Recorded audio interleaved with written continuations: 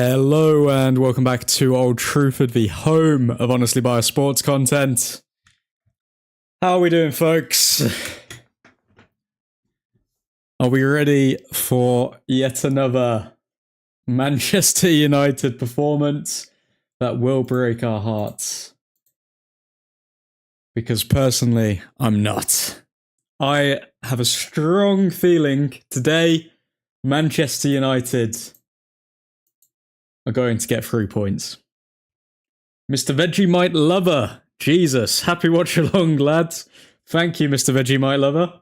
Yeah, Wagwan, Truthfordians. Here we go again. I swittook this MF Larmans. Better be the next day. What is SWTG? I'm not down with the kids, man. Sure and Delo in the team again. Oh, the joys. The joys. And this isn't even... I think Delo's going to be playing left wing back. He's not even playing right wing back. Where, like, he has a terrible performance in his last game, and we think, oh, okay, let's play him in an even worse position for him. That's a good idea. How Amorim can think Delo is better than Dorgu right now, I personally don't understand it. Casemiro and Bruno in the pivot. Well, I mean, realistically, that's our strongest midfield from the looks of it, because we don't even know if Mainu can consistently play in the pivot because he's not been given a consistent run of games, which is perfect.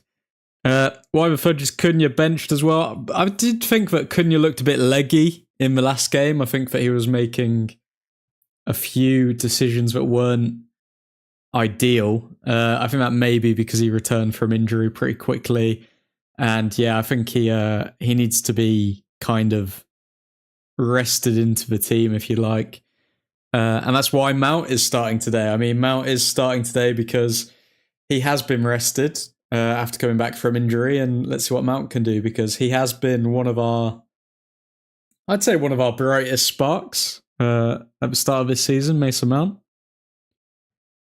Even admin can't be asked to start stream and watch this. Cheers. Swear to God. Okay, thank you, Suan. Thank you. The drummer in this intro is doing work. Yeah, I just, slip him a 50 and then he knows what to do. It's funny because people think that the intro, like, I don't know, play some sort of file on repeat, but I've actually got a whole orchestra back here just waiting to play. So I just put the microphone near them, and then as soon as I'm ready to start, I just put the microphone back. Truthfordians, Ethan Johnson. But yeah, good to see you both. How are you both doing? Are we feeling positive ahead of today's game, old Truthfordians? Or are we setting ourselves up for failure once again by getting our hopes up with the likes of Shaw and Delo in the same team? Are we getting our hopes up? Time will tell. But let's look at the lineup, actually. Let's go through this lineup. So, in the starting 11, we have Lamans making his debut for the club. We have Yoro, Delict, and Shaw as the back three. Personally, I don't have much faith in this back three. I mean, Yoro being young and inexperienced, Delict also only 26. I mean, Shaw, who's not a centre-back, I think there's holes in that defence. Oh my God, Ethan Johnson! Goodness me, the cheeky American has bought the league. 2-0 United from Ethan Johnson here. Holy moly, man. I am so sorry for you, because the super chat is not going to actually help the result. I wish it did. But, I mean, thank you, man. I appreciate it. And you know what that means? Get the glow sticks out. Ethan Johnson. Oh my God, it's coming out of my computer as well. Ethan Johnson. All of the sound effects. You know what, Ethan? Because of a super chat, I will play every single sound effect that I have at the same time. Let's see how this goes. God, everyone's ears are going to be bleeding. Guys, how does that sound?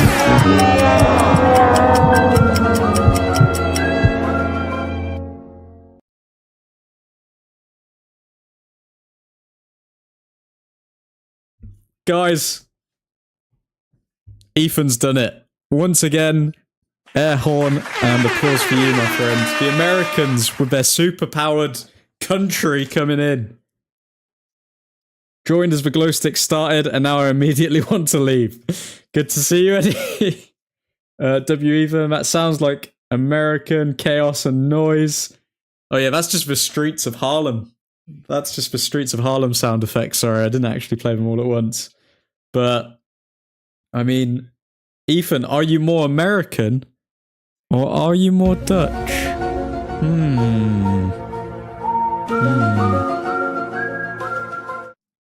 But lads, how confident are we feeling? Ethan Johnson, very kindly with the super chat, has predicted a 2-0 United win. What's everyone else going for? Let's look at some cheeky stats ahead of the game. So, let me know what you think of these boys. So, Manchester United have lost just 2 of their last 30 league games against Sunderland. Won 22, drawn 6. With their first...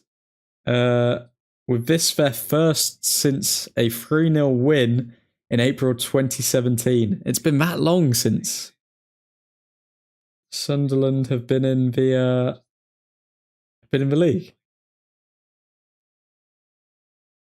Wow. Across all competitions, Sunderland have managed to win just 1 of their last 31 away games against Manchester United, winning 1-0 in May 2014. Manchester United have won their last 2 home Premier League matches, as many as in their previous 9 combined at Old Trafford. So, I mean, it does look like Amorim... Let's put these glow sticks away. It does look like Amorim is getting a little thing going for Manchester United at Old Trafford. We've won our last 2 home Premier League games in a row. So, I mean, can we get 3 home Premier League wins in a row? That'd be very good.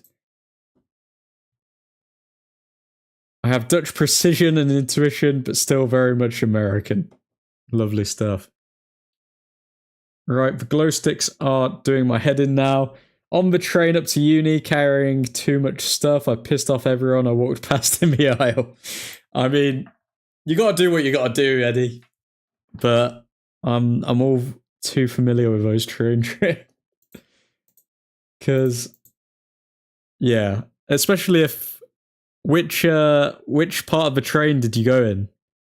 Did you go in the quiet section, or...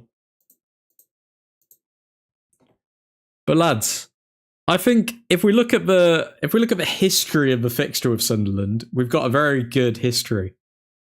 And history did help us against Chelsea. I mean, we looked up for it then. I don't know if the players look into this too much, or if they don't look into it at all. I think I saw one quote from Ruben Amorim recently where he was saying how it's impacting the players hearing fans and the media question so much about the system.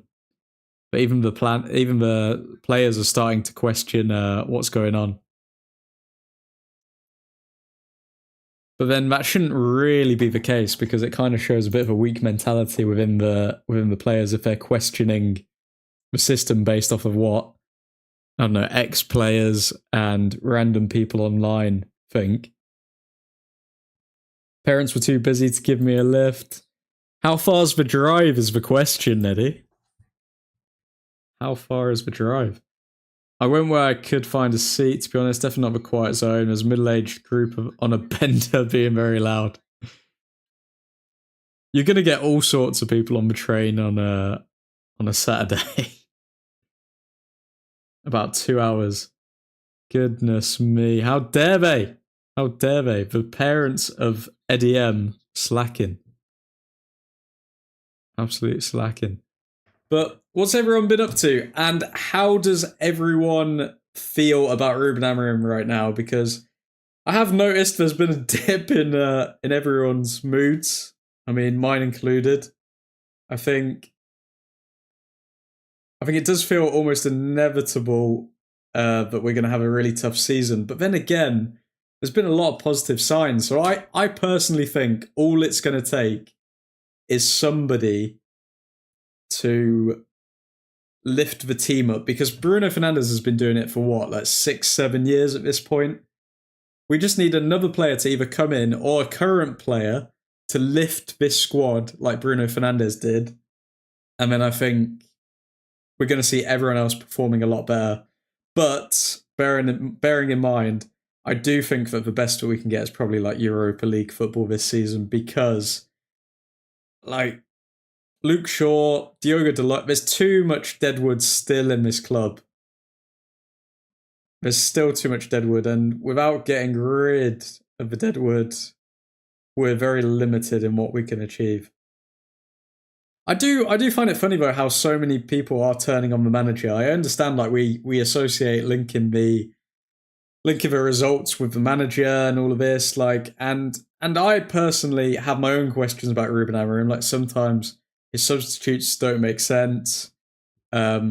Like, why is he playing Dalot today instead of Dorgu? I think that's like mind-numbingly obvious that Dalot is not a good footballer.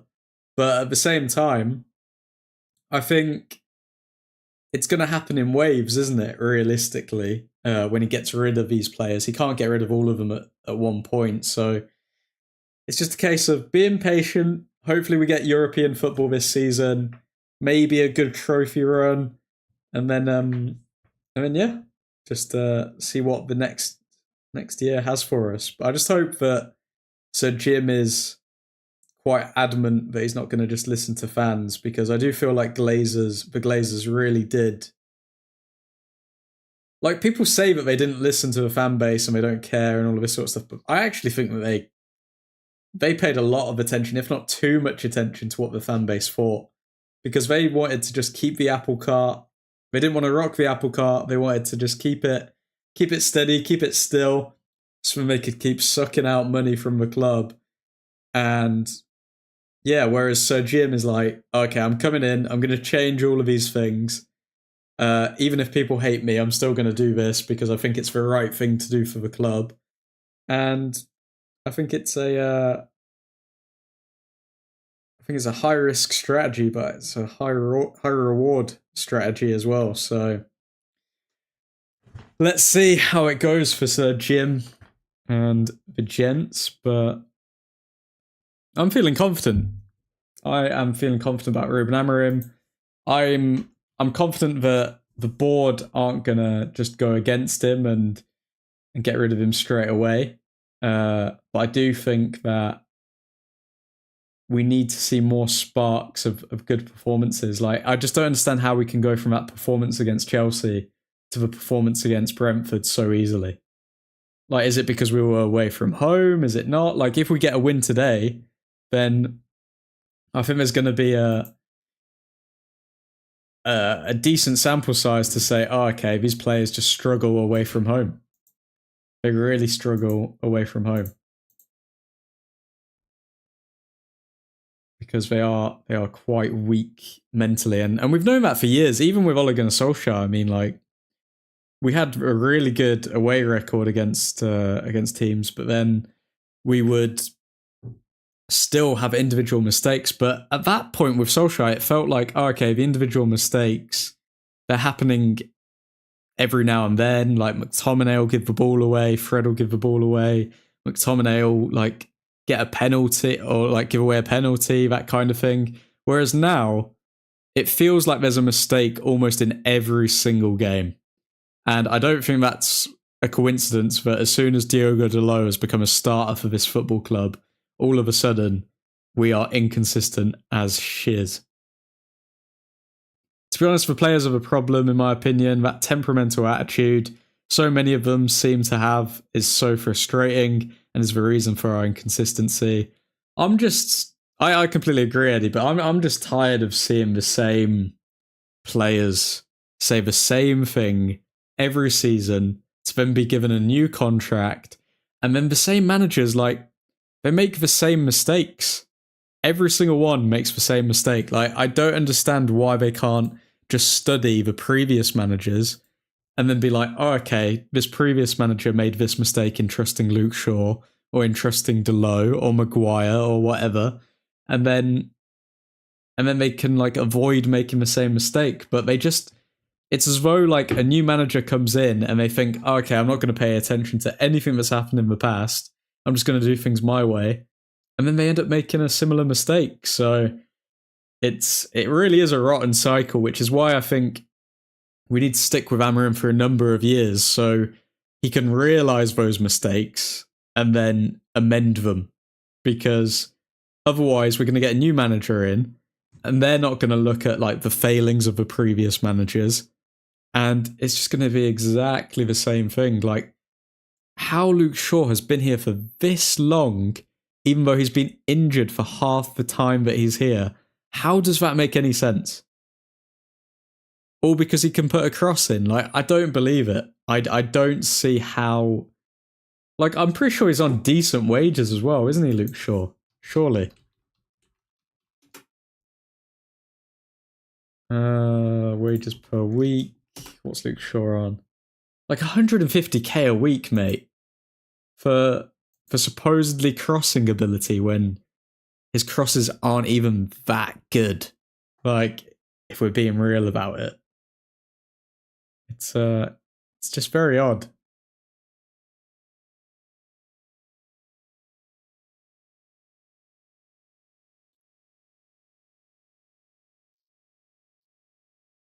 Should have stuck with Ole. He loves the club, and we could have really built something with him with the right players. Honestly, if Ole just survived one more season and then Casemiro came in, do you know how many problems that would have solved for Ole Gunnar Solskjaer's system? With, like, Casemiro, Bruno, maybe put Fred in there as well. Like, oh, come on. Because the only reason we played, like, with McFred and McTominay and Fred together was because we didn't sign a CDM for, like, 5 years. It's just quite poor, really. But yeah, I do think Ole was so close to something. It's just, as soon as there's a hiccup and that third season comes and people say, nope, we need to be challenging for the league now, it's just like hitting the reset button on the club every time. Let me manage the team, I'd get us top 4. Ethan, actually, here's a question for everyone. Who would your starting 11 be if, cheeky voice crack, who would your starting 11 be if everyone was fit? So at the moment in the squad, who would everyone's starting 11 be? Because I want to see where everyone's sitting with who should be starting, who shouldn't be. I'd get us promoted from League 2 after back-to-back relegations. Lovely stuff. Some Neil Warnock stuff going on there, Eddie. Okay, now I just need to find my completely legitimate TV for this lovely match that we're about to watch.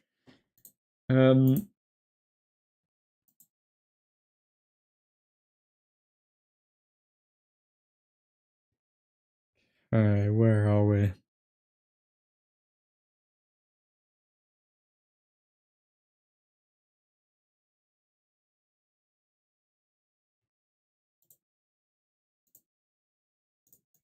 I just love it when the bloody Premier League do this 3 PM blackout, so it's, like, impossible to try and find the game.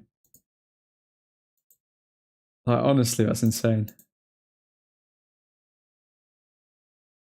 Does this lineup have to be 3-4-3? It does have to be 3-4-3, I'm afraid, Ethan. It does, because that is the thing that's going to stay the same, no matter what.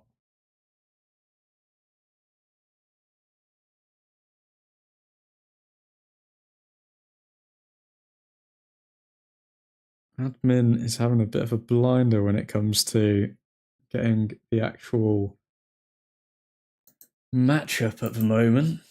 Let's have a look here.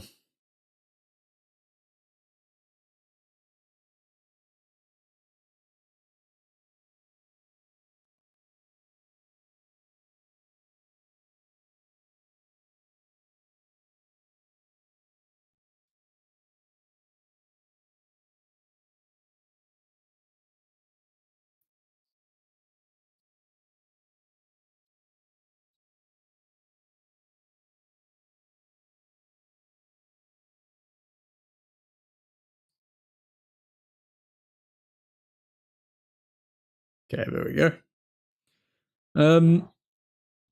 Right now, I'd recall Vitek and start him. Eddie, already, mate. Recall Vitek. Obviously, he's doing well, but we haven't even seen Larmans yet. We're about to see how he's going to perform, but we haven't even seen Larmans yet. But it'd be Yoro, Delict, Martinez when fit, Mazraoui, Ugarte, Mainu, Dorgu, Mbuemo, Bruno, Sesko. Ooh, no Cunha. No Cunha for Eddie. Wow. That's a brave one saying, why would you not play Cunha then?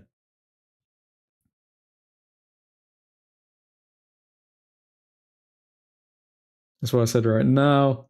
Yeah, fair enough, fair enough.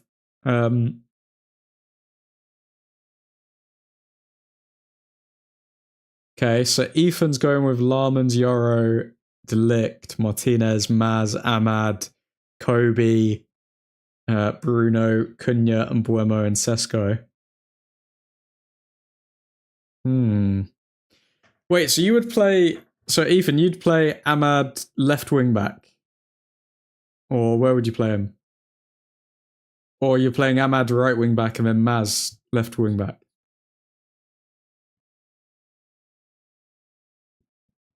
Okay, lads, let's break down your teams then. So, first off, with Eddie, the question I'd have for you is... you're going to play Ugarte and Mainu in the midfield. Why? Why are you going for Ugarte and Mainu in the midfield? Bearing in mind, you're picking Ugarte and Mainu in the midfield. Let me just remind you of one thing. Do you want to know the starting midfield when we lost to Grimsby Town? That was Ugarte and Mainu in the midfield. And we got dominated that game. Or at the start of the game. So I don't know if I can get on board with the Ugarte and Mainu midfield. Ethan, the question for you would be Armans, Yoro, Delict, Martinez, Azamad.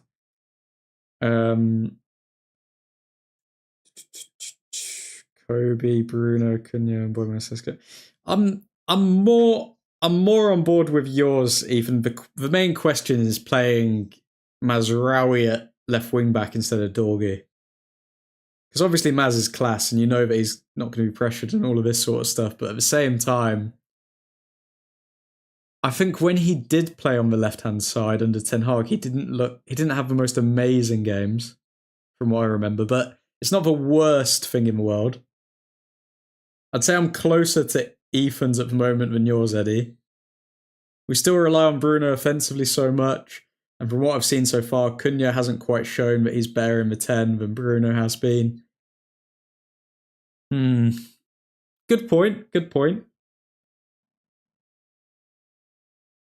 I feel like it's interesting with Cunha because it's been a while since I've used these slides, but and I am going to update them with like facts on this season, but like when you look at Cunha, his overall pass accuracy is not that good. But the thing that is one of the strengths of Cunha is the amount of shots that he has per 90. But for me personally, it's kind of getting a bit grating that like we're getting into good positions in the final third and Cunha is just like shooting every time. And I understand he won't score if he doesn't shoot and all of this, but those types of players who always choose to shoot instead of finding the pass, I don't know if that helps when building connections with like Sesko and Mbuemo. Like, I do worry about that with Cunha. But yeah.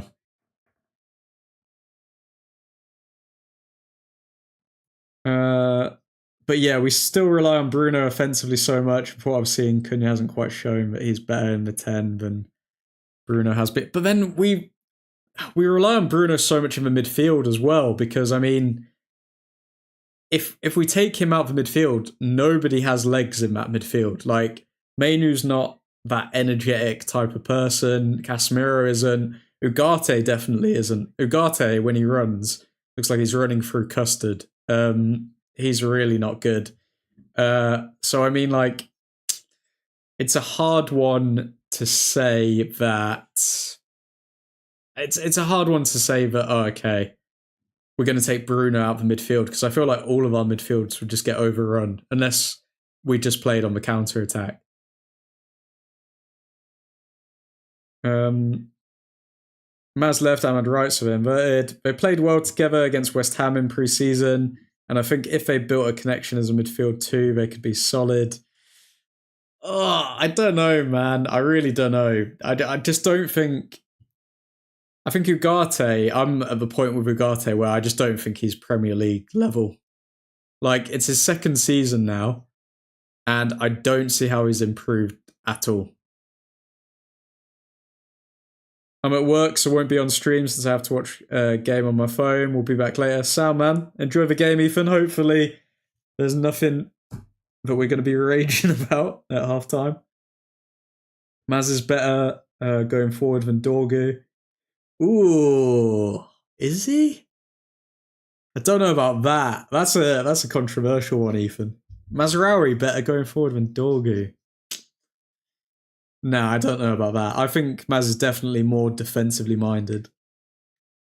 Cunha deserves to be the... That's why like Maz can play in centre-back and stuff like that. He's definitely a more defensively minded player. Cunha deserves to be the talisman of the team he plays for, and he is not going to be that at United until Bruno leaves, in my opinion. Let's see. I think Cunha comes off the bench today and has a pretty good game.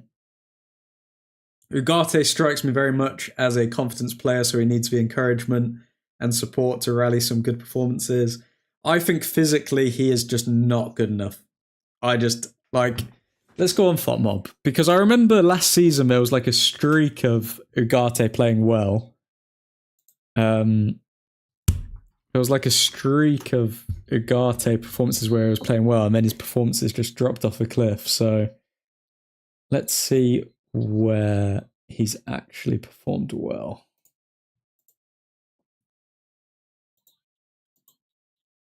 Okay, so last season, up until January, his performances weren't very good. But then in January, he played against Leicester, Everton, Ipswich Town, Leicester, and Bolivia. Had good performances. Okay, all of those are like bottom level teams, like Ipswich Town and Leicester City. Okay, good performances against them. Who else has he had good performances against? Brentford, Athletic Club. He had some good performances, so that's fair enough. Athletic Club, good side. But in the Premier League, Brentford, Bournemouth, and Newcastle. I still don't know if we've seen him have like an amazing game against a top level team.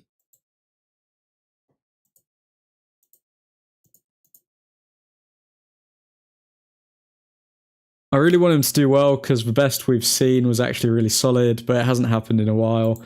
I think, obviously, I want him to succeed as well, but I'm seeing too many warning signs. And it's nothing to do with...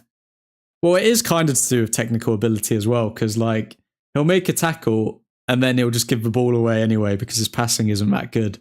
So it's a bit of technical, it's a bit of physically... Maybe he's good when we sit back, but when we're trying to dominate possession and dictate play, he's not really your guy. Yeah, I really don't know. I don't know about this with Ugarte. But it's interesting because I know you're a fan of this podcast, Eddie, but like I was watching Talk of the Devils, obviously with like Karl Anka and Lot and Andy Mitten and stuff. And it's interesting how many of them are kind of like leaning towards, oh, okay, the manager needs to go. Because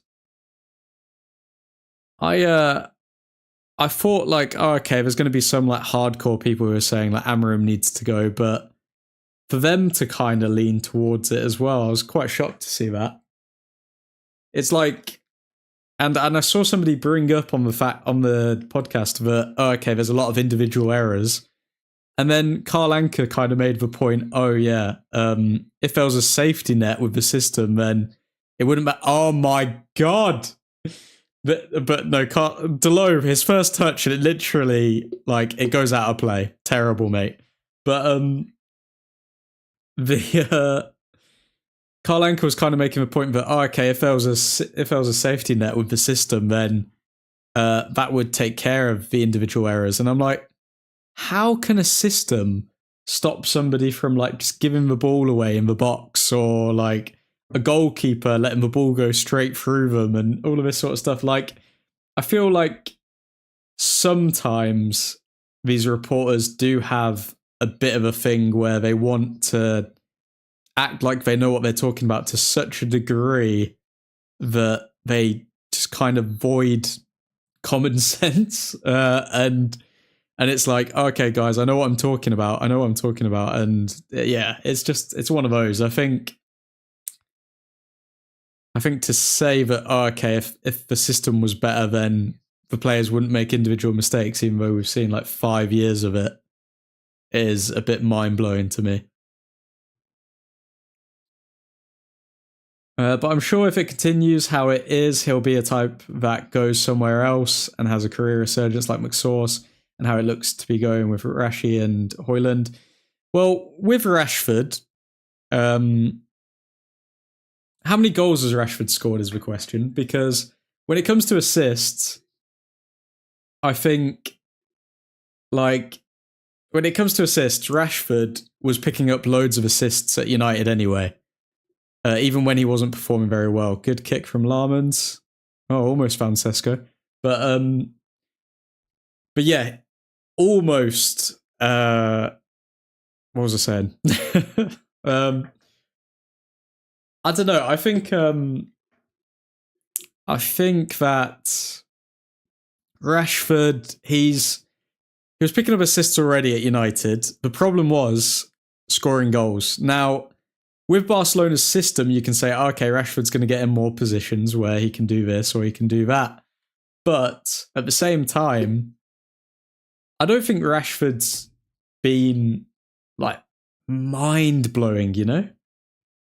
I don't think he's been mind-blowing. I think the goals is the question of, like, Rashford. Like, he's always been able to assist. Like, he's got a really good cross for somebody who takes so many shots. And I think we're seeing as well, like, with Paul Scholes highlighting it, oh, wait, I'm going to put the timer on. But with Paul Scholes highlighting it, I think, oh my God, Sunderland! Delo just literally left him free in the box, and he had a free shot on goal. If he got that on target, it would have been a goal.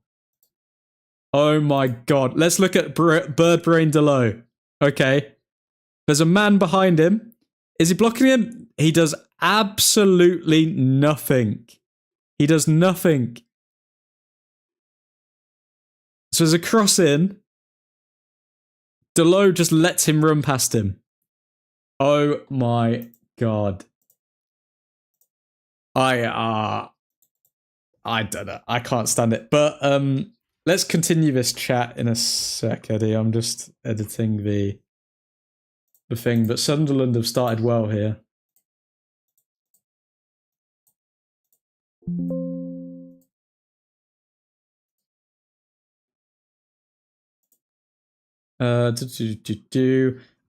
Yeah, so obviously Marcus Rashford, I think he's done well.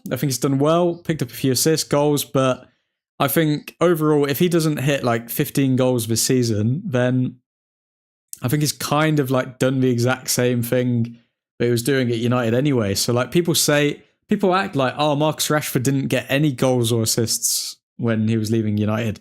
he did. He got a lot of assists. It's just his goal scoring, which was the problem. And it looks like, and I don't know, when you play with better players and you're just placed in a team with better players, obviously they're gonna be able to find you more than a team with less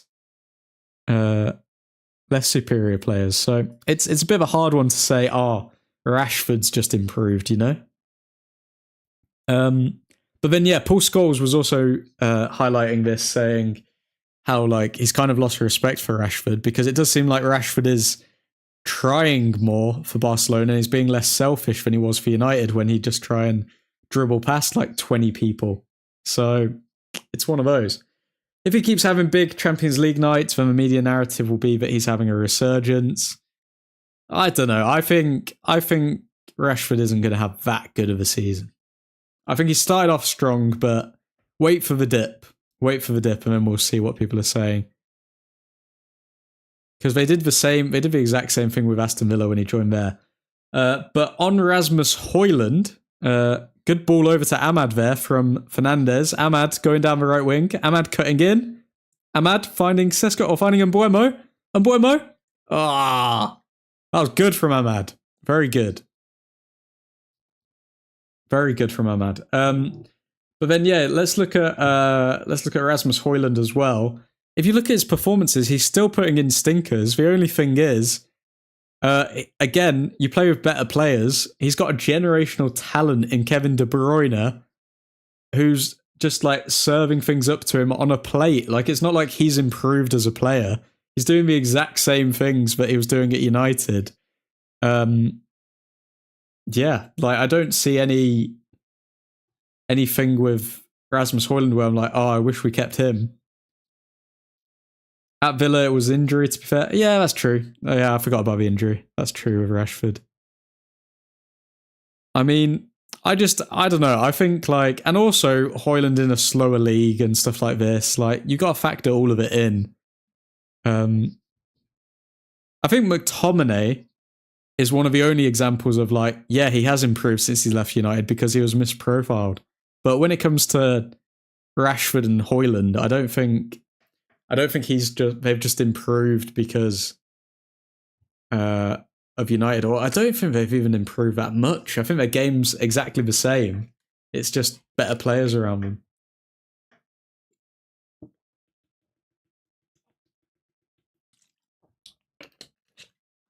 We're taking control of this game now. Okay, you're on the ball.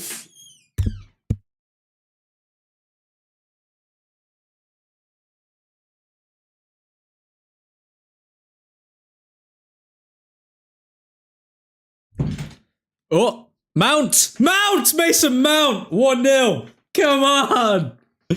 What a finish from Mason Mount. Plucks out the air, shoots, and it's 1-0 to Manchester United. Come on. That came out of nowhere. Come on. And Amorim's decision to play Mason Mount instead of Cunha is vindicated. Still early, to be fair. We'll see how they've fared by the end of the season. What a finish from Mason Mount. Oh my God. Okay, so he literally plucks out the air onto his right foot. Boom. Can't do anything about that. And Manchester United are 1-0 up against Sunderland thanks to Mason Mount. Money Mace.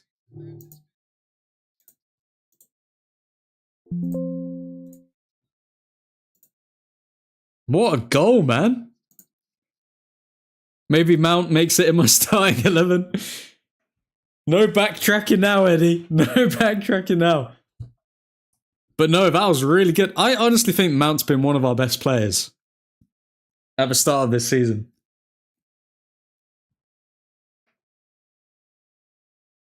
Sesko back to Fernandes. I don't know what Fernandes is doing there with that ball. Sesko back to Fernandes again. Oh, Fernandes with a dodgy ball back to Larmans, but he handles it well. Oh, and Mbeumo over touch. Oh, Sesko. Sesko got tackled, but he was so close to getting past him. We're playing really well here.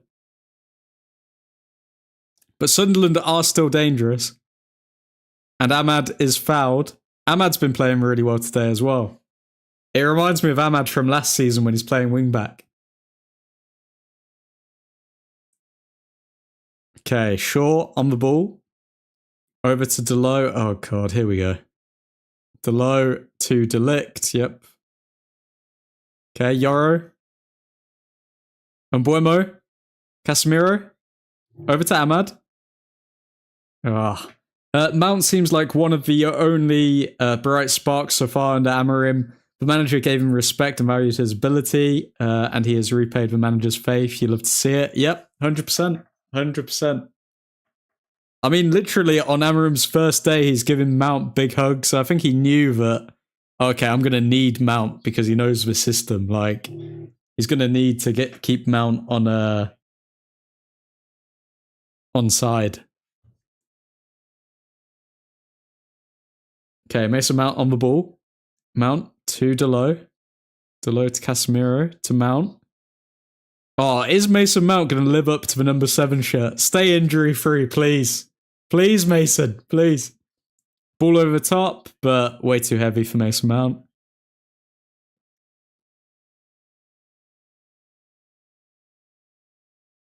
Oh, is this the season where Mason Mount becomes a cult hero at Manchester United? Let's see, where would we be in the league with a win here? With a win here, we move up to 8th. Come on. Come on, United.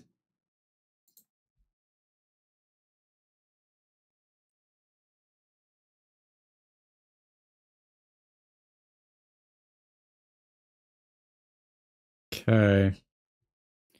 Sunderland playing it around the back.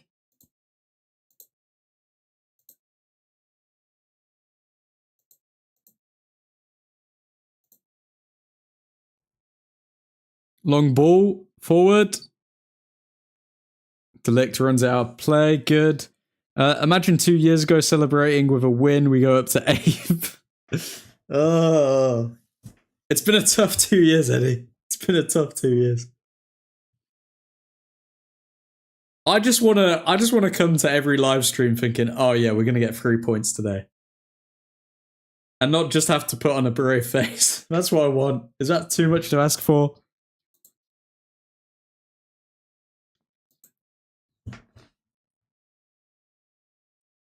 Larman's long ball to Delo. Ugh. I just really want to see Delo outside of this team, man. Brave face FC, mate. That's what we are. That's what we are. Okay, how this game started, I think we are going to concede a goal still because Larman's is quite young. But I think that we are going to win 3-1 is my prediction. I think we'll get a couple of goals here.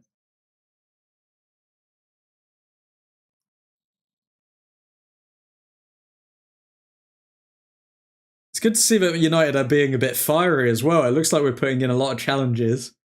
Whereas in the last few games, we've just been kind of passive. It looks like we're being a lot more aggressive now.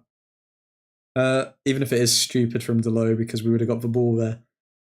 3-1 win? Yeah, I'm saying 3-1 to United. 3-1 win. Not a loss, mate.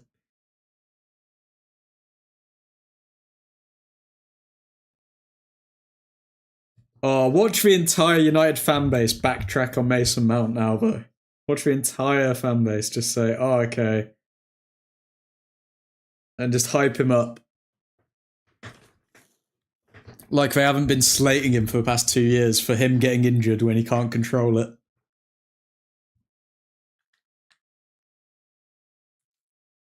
Okay, long throw in here from Sunderland.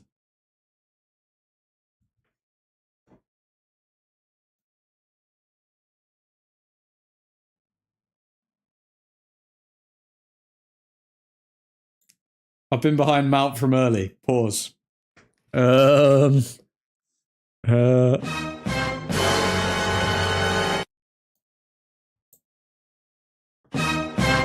think you've had a nightmare there, Eddie, mate. I think you've had a nightmare there.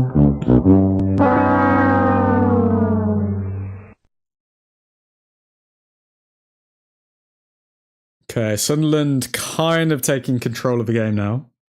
United having to defend. Casemiro defends well. Didn't have to do it twice. Sorry, mate. What is up, dear Truthfordians? Mr. Matt Scott, how you doing, my friend? Long time. Long time. Delo is not filling me with confidence right now. Delo never fills me with confidence, are you sure? He's got the bird of a brain. He's got the brain of a bird. He's got the brain of a bird, mate. Why not Dorgu? Honestly, I think Dorgu should be starting instead of Delo right now. I don't understand. That's the one question I have with this lineup. Because I can understand dropping Cunha for Mount because Cunha did look a bit, did look a bit sloppy in the last game. We can't drop Luke Shaw because we've got no alternative. And yeah.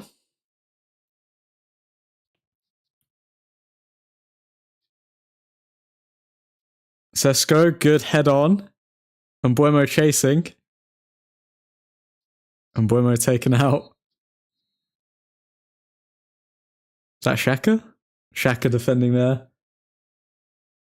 Crazy to see Xhaka in the Premier League in big 2025.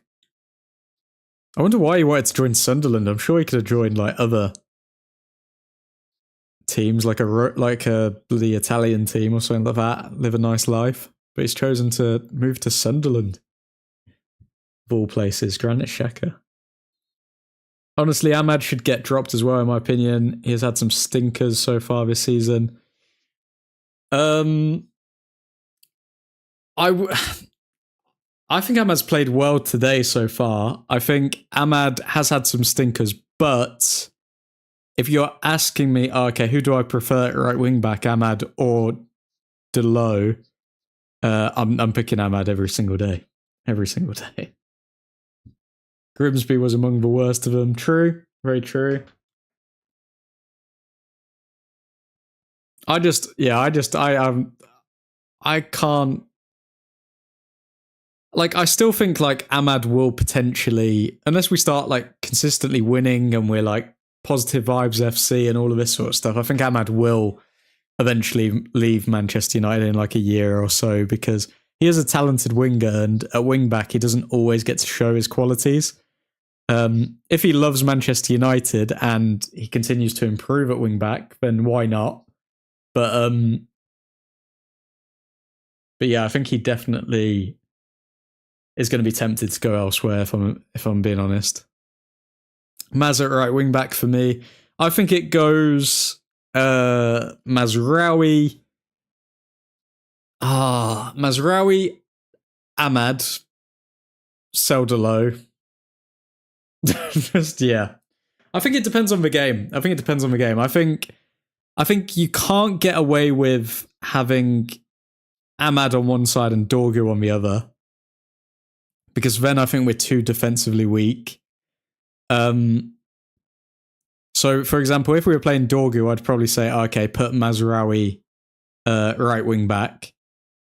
But if we're playing a more defensively minded left wing back, then I'd say Ahmad right wing back all day. So I think that's what we need. We need like a left wing back who's more defensively minded, and then we're sorted. But I just think we need to get rid of Delo as soon as possible. Delo does not inspire confidence whatsoever.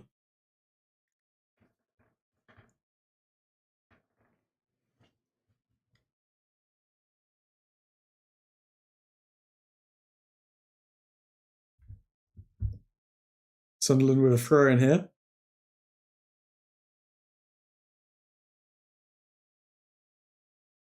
Sunderland have played well, to be fair. I'd say it's quite an even game. Either defensive left wing back or play Maz and Dorgu. Yeah.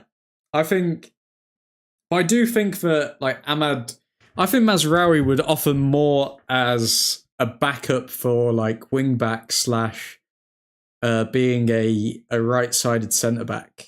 I think he plays really well as a right-sided centre back because he can progress the ball up the pitch. He's good under pressure. He can put challenges in. I think Maz we see more positives as like a centre back rather than a wing back. I just don't think he's offensively that prolific. But yeah, I'd keep Maz as like a squad player where he's the backup right centre back for Yoro, or he's playing wing back. And I'd just mould Ahmad into being that right wing back, because if you look right now, every time he gets on the ball and he comes forward, he injects pace into the play. Shot from Ahmad, but saved by Sunderland. Like, Ahmad on his day as a right wing back, when we're like properly clicking, is really, really good. Like, we're seeing the performances that we saw last season. I think he just needed a little bit of a break, a little bit of time to just get his head straight, because I think he came into the season thinking that he was untouchable, but he still needs to learn some fundamentals for this system. Ahmad as a sub / competition for Mbuemo. Ahmad just isn't, he's not a cam, mate. He needs space to run into. When he's at his best, he's got space to run into.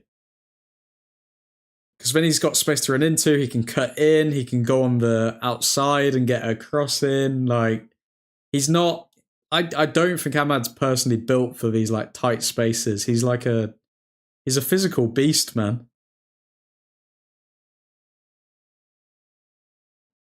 Okay, Casemiro on the ball.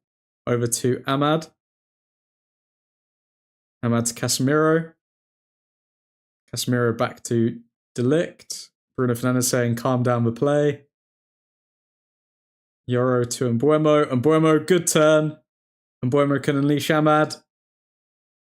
Ahmad on the right-hand side. I like how Ahmad's linking up well with Mbuemo now as well. Mbuemo shoots! And it's another save. Oh, come on. United are playing so well. We're getting closer, lads. We're getting closer to that second goal. Mbuemo and Ahmad have been finding themselves in similar positions a lot in games. I think he could slot in for Mbuemo the last 20 minutes of a game and inject some fresh legs. Eddie, I don't know if you're watching the game right now or if you're just tuning into the stream for it, but like, Mbuemo and Ahmad are linking up really well. Like, their understanding of each other is getting a lot better.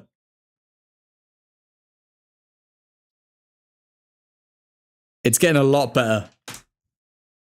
Because I know what you mean. They were taking up the same space to begin with, but I feel like they're starting to understand. I think they're starting to understand. Oh, okay, who goes on the wing, who goes in the middle. Like, they're not occupying the same space anymore so far in this game. I'm hoping we can see more of this, but they're linking up really well together. I think them two linking up has probably been the best link up out of any two players this entire match. And we're looking at the leaky roof now because the rain is pouring down on Old Trafford. Okay, throw in from below here.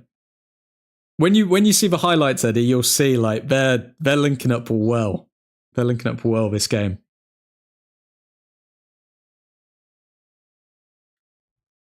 I wonder what the stats are saying for this game for the players.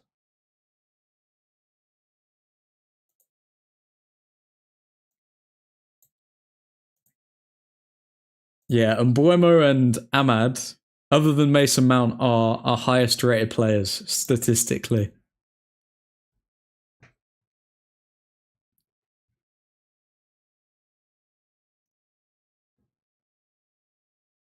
Okay, Sunderland keeper coming out.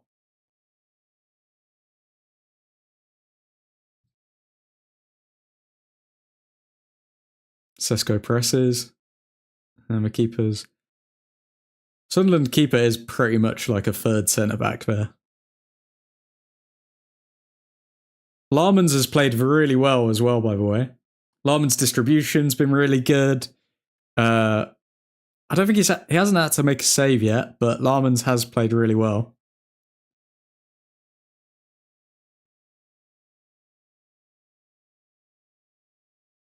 Mount to Fernandes. Fernandes out wide to Ahmad. Ahmad to Mbuemo again. Mbuemo goes out wide. Finds a cross in. Oh, Delo's touch, man. Delo finds Mount on the edge of the box. Fernandez whips one. Oh, the keeper! But no! Ahmad misses an open goal. So Bruno Fernandes takes a shot on the edge of the box. The keeper makes a fingertip save, and I think it hits the crossbar. And then Ahmad is there with an open goal to head the ball into, and he just completely misses it. I think he was trying to find Mason Mount. I think he was trying to head the ball into the path of Mason Mount, but I don't know what he was trying to do there. It was right in no man's land, right in the middle of the goal and Mason Mount. I don't know why Ahmad didn't try and just direct that towards the goal, because the goalkeeper was on the ground. And Amorim cannot believe it. He's just like shaking his head. Oh my God. Sunderland's goalkeeper is definitely their man of the match, by the way. Ahmad skipping past people on the right wing. And Mbuemo picks it up. Pass back to Fernandez. And Mbuemo back to Fernandez, right-hand side. And we've won a corner. Come on, United. We've played so well. What's the XG saying as well? Our XG must be high. Come on. It's saying only 0.39, but I think we played really well. I think our XG must be at least 1, because this is really good stuff. Shock, by the way, statistically, Delo is our worst rated player.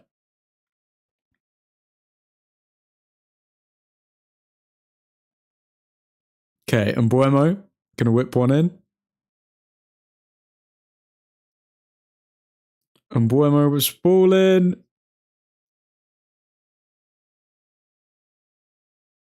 Ahmad. Ooh, Ahmad defends well. And then he passes back to Yoro, passes to Shaw, to Fernandez. All the way back to Larmans. Really good. Really good play.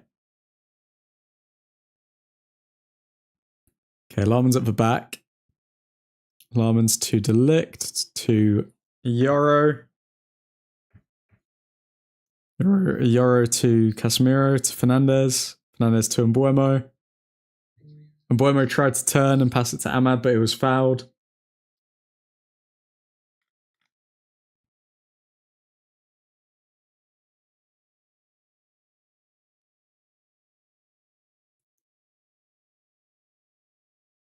Okay, Delict on the ball.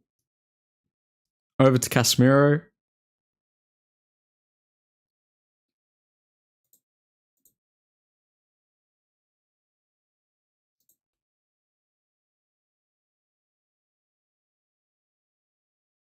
Casemiro whips the ball over to Delo.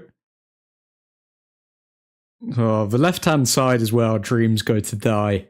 As soon as we pass the ball over to Delo, mate, it's just like Luke Shaw, Delo. Mason Mount's been pretty good on the left-hand side, but Delo and Luke Shaw, man. It's just where our dreams go to die. Whereas we go on the right-hand side with Ahmad and Mbuemo, something's happening every single time. Have to dip, change trains, and the Wi-Fi ain't working. No worries, man. Safe travels, Eddie. Hopefully you don't bump into too many people.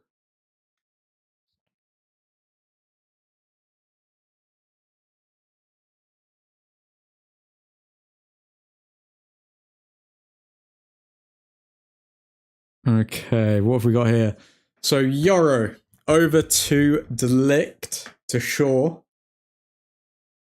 to Delo, to Casemiro, to Fernandez, to Shaw. Well, supposedly Sunderland haven't created 1 XG, or any XG, I should say. Just for 2.5 hours longer. Oh, God, man. Have you downloaded any music off Spotify or anything like that? And Mbuemo picks it up. Casemiro. over to Ahmad. Ahmad on the right-hand side. Ahmad finds Yoro. And Yoro is on the right-hand side now, right wing. But he's won the throw-in. Wi-Fi is now working now, so we are back. Welcome back to the show, Mr. Eddie. But we're playing really well here. Really well. Always download all my playlists anyways. Smart man. Smart man. Okay, Delo is head of our long throw department. Throws one in. Oh my god! Sesko! 2-0! We actually just scored from a long throw. Sesko gets his second goal for Manchester United, and that's 2-0. Come on, United. Come on, United.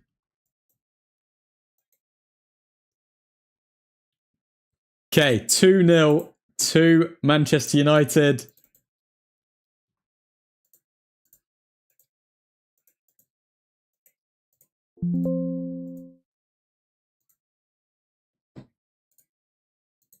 Okay, so Delo's long throw-in.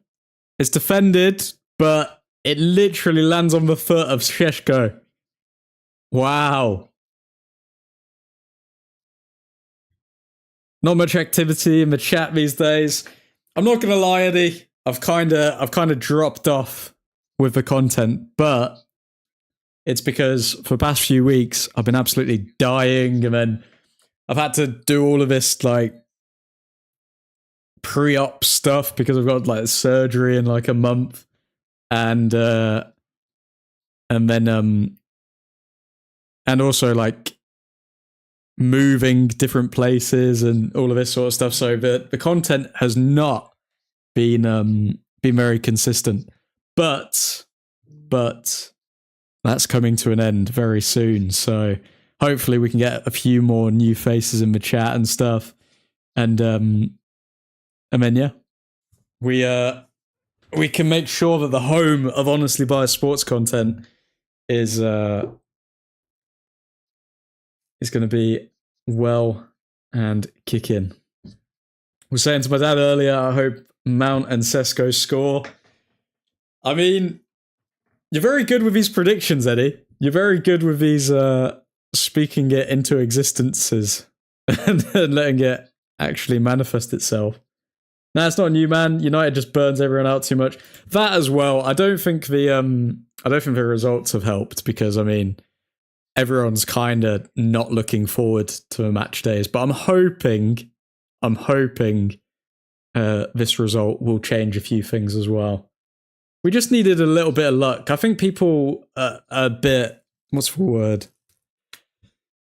I think people are a bit fatigued with United and just like, oh, okay, another manager, like getting the blame and all of this sort of stuff. And it's like, are we going to have to go through another manager cycle, even though we just got a new manager like a year ago? Like, I think you're right. It's a bit to do with United as well, but I have dropped off with the content, but I'm looking forward to getting that on board. Also, when I do have my surgery, probably going to get some time off to recover from it, so I'll have more time to think of some ideas and stuff like this for the channel. Frustrated is a fitting word too. Yep, very true. Good luck with the operation. Thanks, bro, man. Thank you. But yeah, 2-0 up. We know what our record's like when we're leading at half-time at Old Trafford. This is also, so let's look at our results, because I think this is something that we need to highlight. We obviously won against Chelsea. We're winning now against Sunderland. We beat Burnley as well at Old Trafford. So that's 3 wins in a row at Old Trafford. We are turning into a team that are very strong at home, I believe. We obviously lost on the opening day against Arsenal, 1-0. But other than that, I think we've been very strong at home. So if we keep this kind of form up, then I think we're going to end up in the European places this season. So I don't think there's anything to worry about that, given the fact that we are literally, what? We're 4 points off Arsenal this season? So Arsenal is still 0-0 against West Ham. If that should stay a draw, then Man United would only be 4 points off Arsenal. 4 points off second.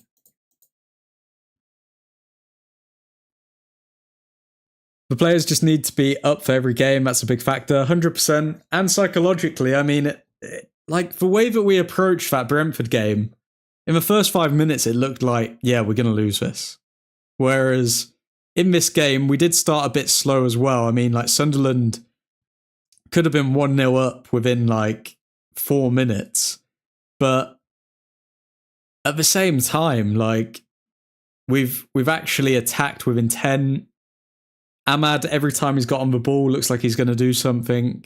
Delo, not really much, but Bruno Fernandes is kind of like tying everything together instead of trying to play those creative passes himself. Casemiro, I think Casemiro has played really well. Mason Mount, like even with that goal, like all we need is a bit of luck to go our way. I mean, you see how much it shifts the entire momentum of a game.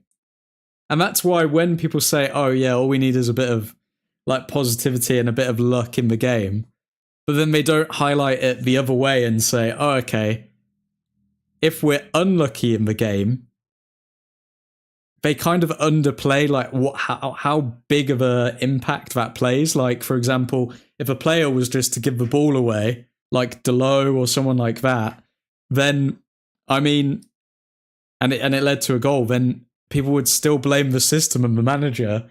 But if Mason Mount plucks a ball out the air and shoots straight away and scores first time, then they're not going to give the system any credit, are they? So it's very tricky. Are we controlling the game again? So Sunderland have just had like a little bit of a period of like 4 minutes where they are taking control. It looks like they're still in control, to be fair. They haven't created any chances from it, but they are being allowed more possession. But we're defending really well, not going to lie. Like, if you look at the XG, we've created 1.25. They've created 0.16. So we're doing really well. But luck shouldn't be the difference between winning and losing for a competent, well-drilled side, would be my argument. And I'd agree with that, but this is where like you got to look at football as not just like being well-drilled and competent. This is where you got to look at the psychology. Like, it seems like these players, as soon as something goes bad, some of them, they literally revert back to, oh, okay, the world's ending, like, we can't improve from here. Oh, we've experienced this before, we're going to experience XYZ, blah, blah, blah. Like, I think that's where it goes into. Like, it's not, you can't blame a system for, oh, okay, when we concede a goal, like, people just continuously make mistakes, you know? Like, there's so many, that's why it's such an interesting, like, thing to talk about when it comes to these performances, because there's so many different factors at play that you need to, like, really dial into, oh, okay, in this specific example, what is it that prevented us from coming back or winning or this or that? Because I think when we see, oh, okay, a team scores a decent goal against us, nobody made an individual mistake, but then after they've scored against us, when we're in possession, we're making silly mistakes, like Delo's giving the ball away, or Shaw's giving the ball away, or this person gets past Shaw, all of this sort of stuff. You've got to lean towards the fact, oh, okay, they are psychologically weak. Like, they cannot handle it. It's not the fact that the system just crumbles when we concede a goal. It's the fact that the players within the system can't, like, concentrate enough to focus on the task at hand. They down tools when something doesn't go our way. Exactly, man. Exactly. But this is why it's interesting, and I think this trend will probably carry on this season, where United are going to perform well at home, but away from home, when things don't go their way, there's not like 60, 70,000 people like screaming at them or supporting them even to get back. Like, they kind of need that support. This is a great chance. Delo has picked it up in the middle. Fernandez found Sesko. Delo. Terrible decision making from Delo. And Mbeumo's just like, what is that? What is that? Yeah. Bird brain decision from Delo once again. Like, decisions like this, man, just not just the psychological impact on the player, but also the their teammates, everything. It's so interesting to see how like one weak link in this chain can just cause it all to collapse. And that's because modern football is just so system-based that you need the players to implement the system. You need it. Bruno Fernandes fouled there. But yeah, XG completely dominated them. Possession, it's pretty 50-50. I mean, United have just edged the possession, which you'd imagine would be the case at home. But in terms of XG, we've blown them out of the water. But then this is where skeptical United fans would say, okay, we're doing well. We're dominating the game in terms of chances. They haven't really had a chance, but this is the moment where United like concede a penalty, and then all of a sudden it's an even game, it's 2-1, and we've made another individual mistake. I don't know if you watch Stephen Housen or Stretford Paddock, but they've been making tons of videos about replacements for Amorim and how he has to be sacked, which I personally don't see the point in. Oh, mate, Eddie, like, I just don't. I can't get on board with these people, man. I cannot get on board with these people. Like, I don't understand what they're seeing where they think like, oh, okay, this is all on Ruben Amorim. I just don't see it. Like, I think I am going to make a video on like why I'm backing Amorim until the end of the season. And just going into all of the reasons. I might watch a few of their vids so then I can see like what the counter argument is and stuff like that. But I'm with you. I don't see the point in it. Like, why invest this? Like, he hasn't even been here a full year, man. Amorim literally has not been here a full year. And we've seen positive signs. It's not like it's been all bad. That was a poor clearance from Delict there. Kind of gave the ball back to Sunderland. We're in the 43rd minute. We're defending in our third. Xhaka shoots! Good save from Larmans. We know Xhaka has a good shot on him, but that was a great save from Larmans. Great save. Don't know if it was going in. Oh, I think it was as well. Let's see that again. Strong hands from Larmans. Good save. Good save from Larmans. Larmans does, like, in terms of, I mean, I don't know if this is the best way to measure him, but in terms of aura and stuff like that, Larmans really does feel a lot stronger, sturdier, more confident than Bayindir and Onana did. Like, Larmans looks locked in, bro. Like, he's shouting at his defense right now. I'm loving this, what I'm seeing from Larmans. Okay, there's a long throw in, or not a long throw in from Sunderland. Set piece though. Okay, they whip a cross in. Larmans comes and collects. Oh, you love to see it. Larmans is getting such a big applause. Wow. Larmans is really getting a lot of support from the home crowd here. I think they are venting their frustrations in the wrong area. I think the only thing that makes me question Amorim right now is the fact that some players don't seem convinced by the system. But I don't know about that point though, Eddie, because it's like I don't care. I literally do not care if the players are convinced by the system or not. They are not like qualified coaches. They've not won league titles and done all of this sort of stuff. Like if Casemiro, and Casemiro's won everything, by the way, if he has the I don't know what's the word. If he is humble enough to like say, "Yep, you're right. I need to go away. I need to work more." All of this sort of stuff, and then Casemiro's been like accepted back into the team and all of this sort of, and all of this after he's worked hard to improve himself. Then I don't understand how any other player can justify not believing in the system or not believing in Amorim. Like, if Casemiro can do it, all of these players can do it and should be able to do it. Larman's starting from here on out. Yeah, Larman's will 100% start. Like, he's had a really good game. He's got equal, if not better, distribution than Bayendir, and he's looked sturdy with his saves. Like, he's not playing them into danger areas. He just collected a high cross. I mean, I think Larman's is really going to grow into this role. Shaw to Delo. Delo to Mount. Is that a pen? Oh, God. Mount's down. Please don't be injured. Please don't be injured. Please.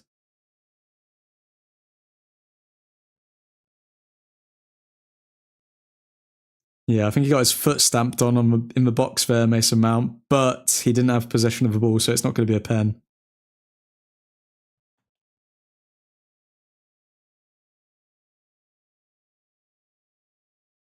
Could potentially be a pen, but I don't know. I think that would be a pretty soft one to give.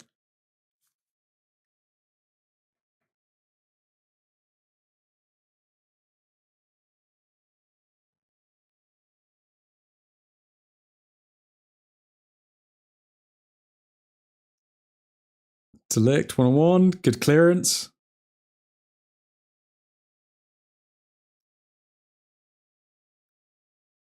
Okay, we've only got 30 seconds of added time here. Can we stay 2-0 up before half time? Come on, United. Okay, long throw in. Sesko defends well. They were calling for pens, but Sesko, I don't think he did anything wrong there.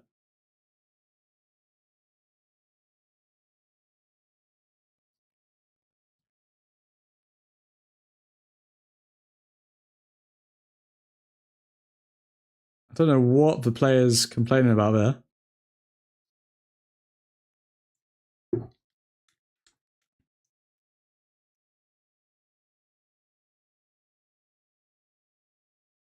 Yeah, no pen there. No pen.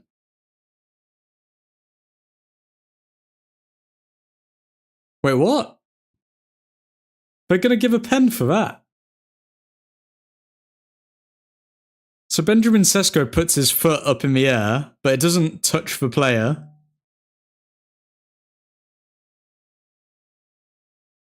Oh my God.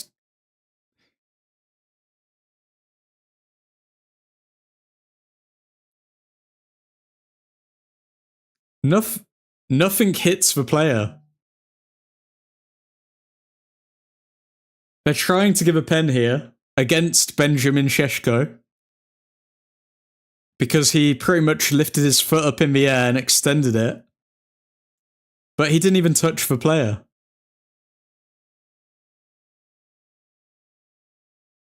Okay, the ref's looking at the screen.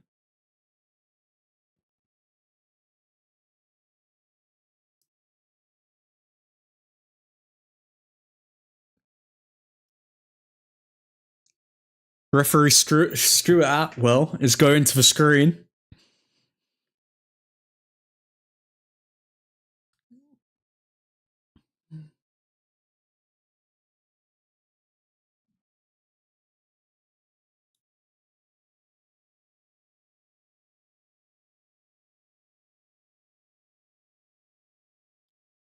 This is actual insanity if this is given as a pen.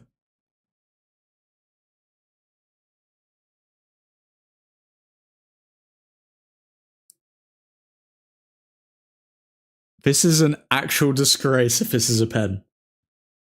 No way. No way. No way. No way.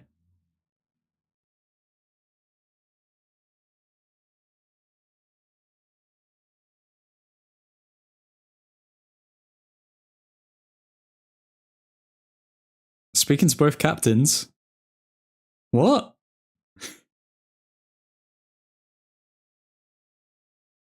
Not a pen, I don't think.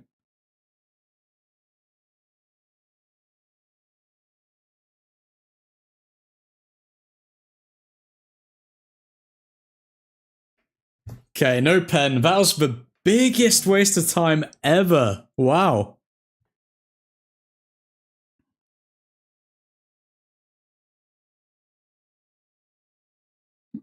Oh my god, that was actually insane. That was insane. So, Sunderland whipping a ball. Sesko's shoulder to shoulder with a Sunderland player. He extends his leg up in the air. No part of his leg touches the other player. And then the player gets hit in the head by the ball, goes down, and then they're trying to claim that as a penalty, even though Sesko didn't make any contact with him. Insane.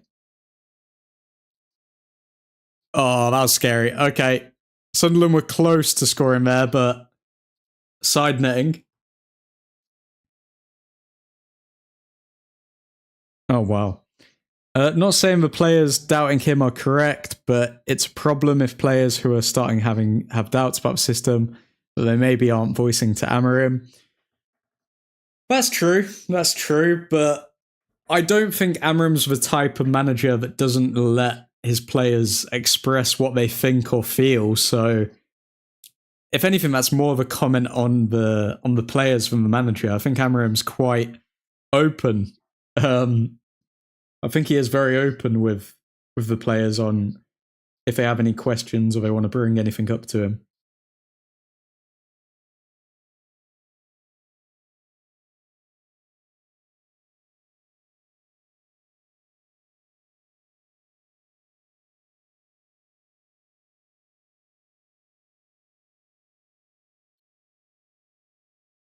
But that is half time, so we can stop the timer there.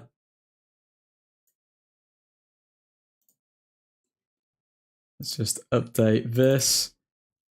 It does feel like a lot of people have just switched off of Manchester United. Even though we're winning 2-0 at home, I mean, a lot of people seem to have just given up with the team.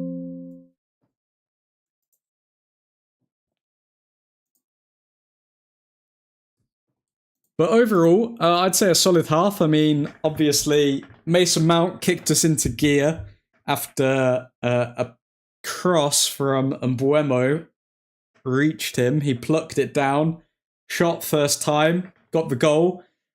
From there, we had a lot of possession, but then Sunderland tried to come back into the game. They didn't really create anything during that time. Then we dominated towards the end of the half. And yeah, Sesko got his second goal from a cross. I think it came off. I don't think anyone will get the assist for Sesko's second goal because it came off a Sunderland player. But bear in mind, guys, this is a Sunderland team that have. Let's look at their record so far in the league. They beat Nottingham Forest. They've drew with Aston Villa. They beat Brentford. They've beat Burnley. Beat West Ham. So, I mean, it's actually insane that Sunderland could beat Brentford, but we couldn't. Oh my god! But yeah, I think we've done really well. I think we've done really well that half.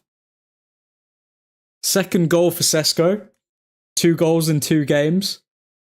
We've still got a few options to come on as well. I think, let's see here. Yeah, we've got Xerxes to come on. We've got Cunha, we've got Dorgu, Mainu, Harry Maguire, because we know, obviously, Amorim loves subbing out a centre-back. So Harry Maguire could come on. I'd probably predict Harry Maguire, Mainu, Cunha. I don't know. We've got a lot of options. A lot of options to improve the game.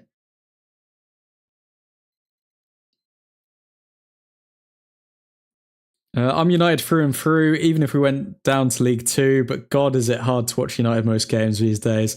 I think it's hard when you know what's going to come.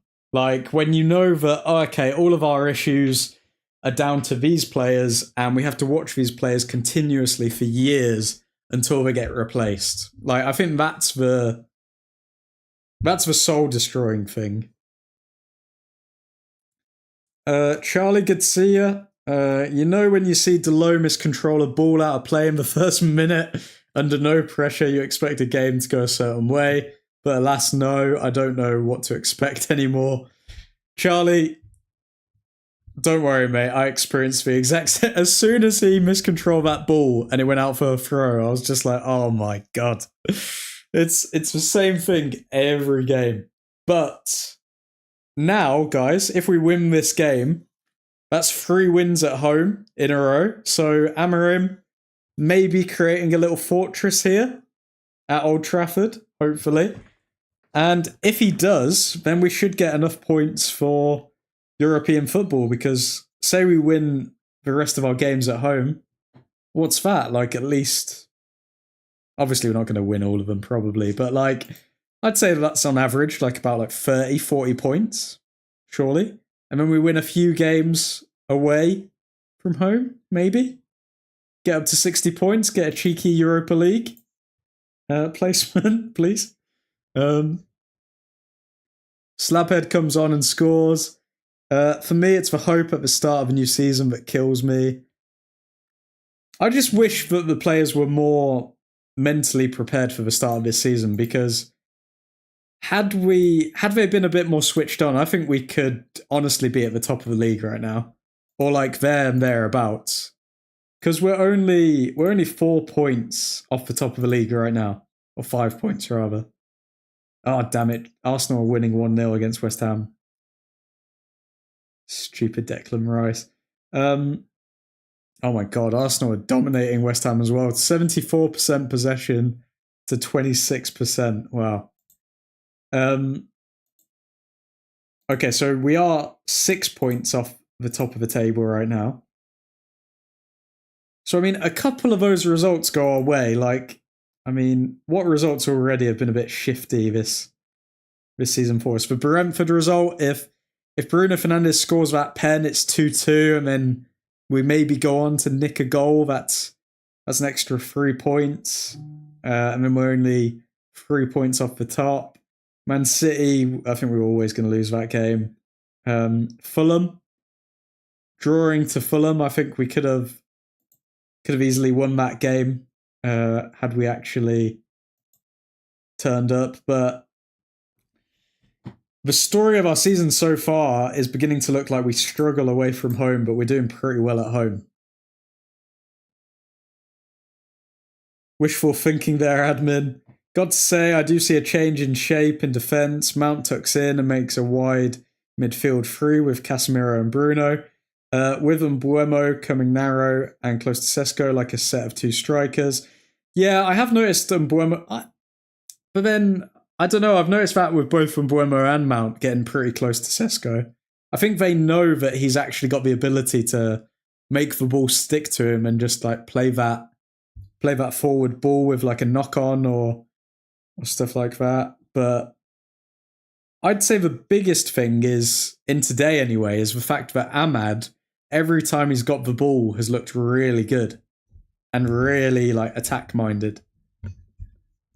Like you look at, and also we were talking about this earlier, Charlie, me and Eddie, because Eddie mentioned the fact that earlier on in the season, Mbuemo and Ahmad kind of looked like they were taking up the same positions, and it was kind of like a crossed wires situation. But this game, I don't feel like they've they found themselves muddled in the same position at all. I think they're building a good partnership between them two, with knowing when one of them should go on the wing, one of them should go inside, and we've already seen them create two really good chances for themselves. So yeah, I think Mbuemo and Ahmad are definitely improving together. Hopefully that means the end of Diogo Dalot.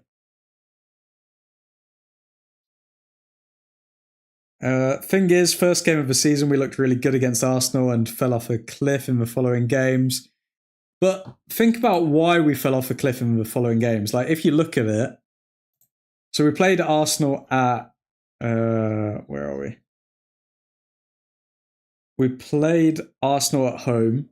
Then we played Fulham away, is it? Yep, we played Fulham away. Then we... why is this so annoying to go through? So we played Arsenal at home. Oh, my thing's freezing.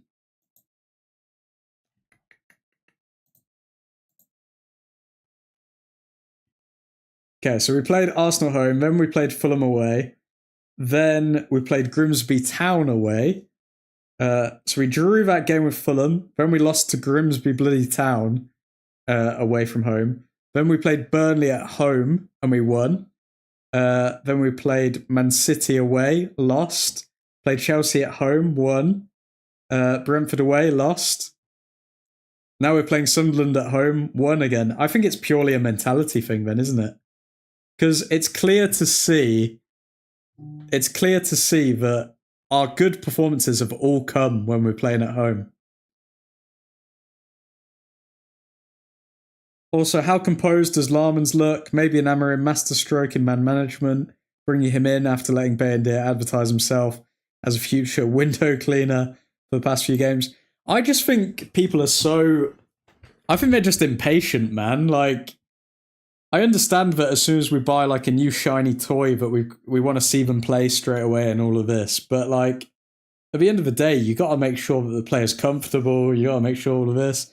Like, even though Sesko didn't start the first game he was available or whatever, people were going on about Sesko not starting as well. Like, you got to bed them in. You got to give them... They're humans at the end of the day. You got to make sure they're psychologically ready and prepared for what they're going to experience, not only during the game, but after the game as well. But Sen Larmans has looked really good, hasn't he? Yeah, Ahmad and Mbuemo have played off each other well today. I see that, I agree. Good to hear. That's just a weak mentality if you can't get up for away games. Larmans is young. He could be here 10 plus years, so missing a few games in the beginning to get him up to speed makes a lot of sense. Yep, exactly, Eddie. Exactly. I do think that Larmans will have a couple of stinkers, but in comparison to Onana and Bayendir, nowhere near the same amount, because he just looks like sturdy, man. He looks really sturdy. And he's good with his feet. And also, I think people are going to be more open to him having a few stinkers, because how old is Larmans? Larmans' age. He's only 23, whereas Onana is 29. So Onana's got 6 years experience on him, played in a Champions League final, all of this. But he can't stop himself from making a mistake. So yeah. De Gea had plenty of stinkers and he's still a United legend. Yep, 100%. I think Larmans really will, like, I think it also just gives the players more confidence when they don't have to think like, oh, I'm on edge because the player behind me, if there is going to be a shot, then it's going to go in. Like, Xhaka had a really good shot in that half, and Larmans produced a pretty good save, and he didn't play it back into the danger area like Bayendir does every time. He just pushed it out for a corner. So yeah, I'm very happy with Larmans.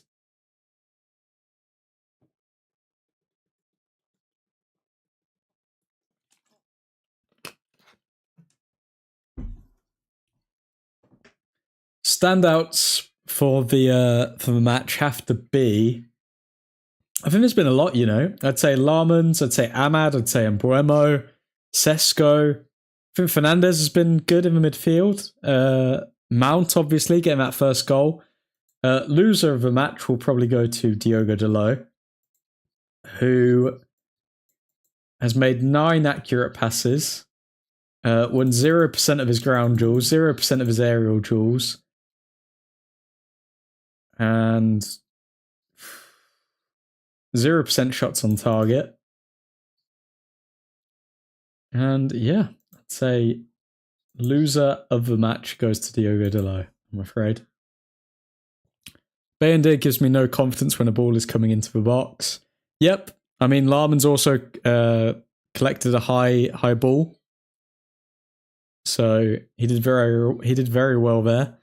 Just the vibes are good, man. The vibes are really good. Now the question is, can we bring this into our next game? Because our next game is against Liverpool, and that's away from home. So away from home to our biggest rival when we've not performed well away from home. Can we get a draw out of that game? Is the question.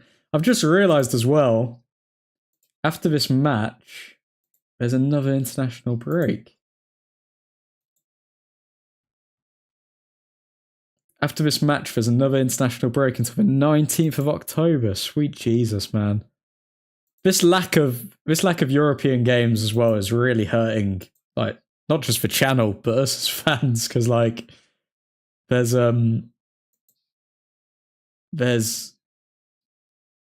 like, usually it's fun to like have the second half is starting soon, but let me get this up. Because I think last season the European nights were some of the best nights for the channel as well, because like obviously everyone's finished work, everyone's chilling. It's a good atmosphere. On the weekends, people have commitments, so they've got to look after kids or see people, all of this sort of stuff. So it is a big miss for European nights. Not just for the channel, but as fans to just see us play. You don't even have to say that, admin. We know Dalot is your loser of the match. Just reminding people. Oh god, I'm getting 7-0 flashbacks. I think it's going to be like a situation where like we've fought for a hard-earned 1-1 and then Liverpool score in the last minute and then we're just dejected. But then we look back on the performance and say, oh, we played okay. I think that's going to happen against Liverpool. Or Luke Shaw's going to have an absolute disaster class and we're going to lose like 5-0. That's what's going to happen against Liverpool. Sesko doing very well there to keep the ball. We always play good before international break, and we all know United play shiz after international break. I think it's not because of the international break. I think it's just because we're going to be playing away from home. But good to see you, Ishaw. Next year, weekday nights, we'll be back. Love that. Shaw loves a disaster class against Liverpool. Against Liverpool or City, Shaw loves to just capitulate, man. I remember when, I think that it was the 7-0, it was a 5-0 or whatever against Liverpool. You could point almost every single goal being because of Luke Shaw. And Dalot's just tried to do step overs and he's slipped up over his own feet and he's had to play it back to Luke Shaw. Oh my god. Okay, one more goal and we've closed this game off. Who can get the goal? Fernandez was caught ball watching there. I think he should have been a bit more proactive instead of letting the ball come to him, but we've got the ball back anyway. Okay, Yoro back to Larmans. Larmans kicks forward.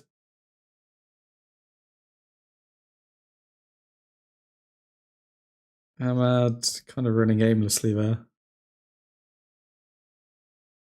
Oh, they played it past Yoro quite easily, but Uncle Casemiro steps in.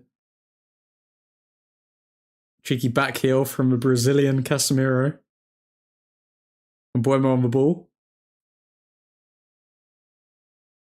Interesting. I feel like Sunderland have changed their shape a bit because we're finding players in lots of random positions. Like Mbuemo's in midfield right now.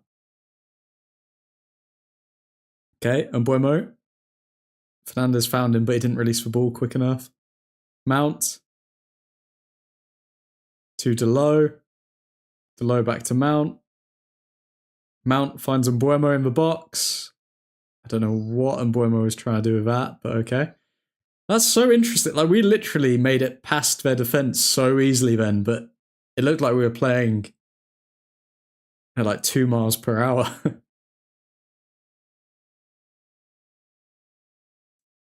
One of the 5-0s at Old Trafford was like that. Yeah. I'm hoping we're past that now. I'm hoping like 3-0 is the worst it gets.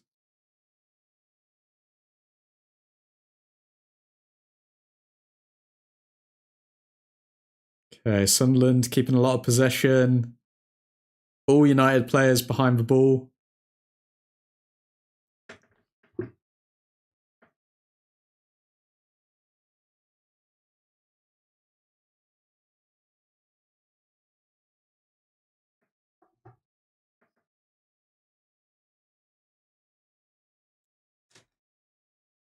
Okay, Sunderland coming forward, but again, United having a very solid defensive shape here. Sesko being the first line of defense with Mbuemo. It does look like we're kind of dropping into a 2 up top when we're defending.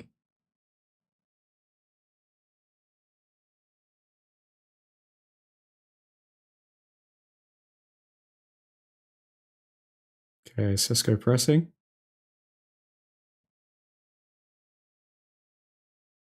Casemiro forward to Fernandez, back to Casemiro. Casemiro to Sesko. To Mount. Mount trying to find Ahmad, but Ahmad didn't go for it. I normally check out after 3-0 anyways. Lord knows I didn't stay to see Liverpool pile on 7 against us. I don't know if I was live streaming while that was happening, but oh man, that was just... I don't think I was. I think that was when I was doing like Instagram posts on like every game and like breaking it down, and I was just like, oh my god. Who was the manager when we had our first like big loss to our rivals? Was it Solskjaer? I think it was Solskjaer when that began.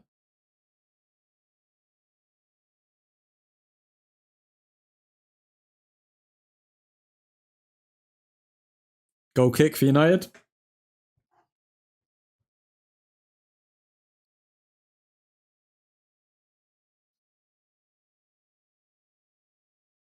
Would have been Ole. That's a problem with Ole because we obviously had our best good vibe moments under Ole, but then at the same time, the worst defeats. But I still blame it on the players. I still blame it on the players, not him.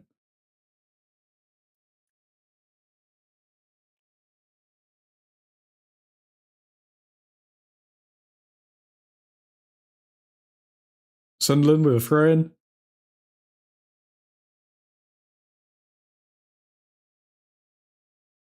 Okay, United with a throw now. The pace of the game has definitely dropped off in this second half.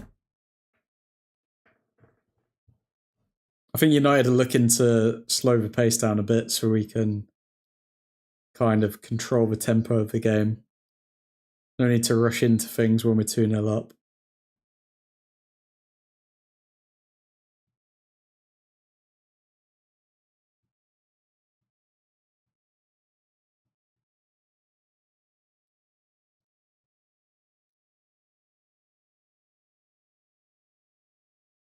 Okay, Euro. Long ball to Sesko, and Buemo picks it up. Buemo keeps hold of it. And he passes to Ahmad, and we win another throw-in. I feel like there's been a lot of throw-ins because Sunderland are trying to stop our wingers.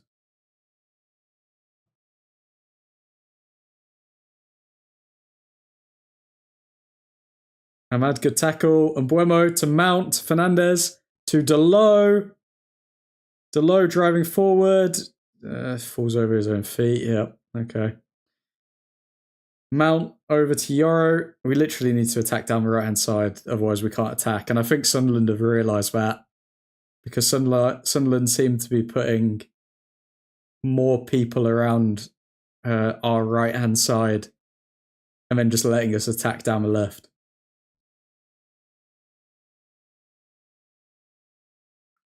Larmans picks the ball up.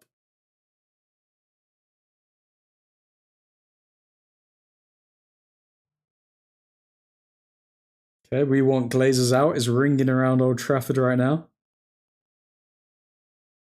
Sesko. Oh, good pick from Sesko. He's quick. He's found Mbuemo. Mbuemo! Oh, that's terrible from Mbuemo. Oh my god, what a terrible shot. He got into a bit of space. He cut in to shoot with his left foot. And then, bruh, that was like... It could have gone out for a throw-in. That was terrible from Mbuemo.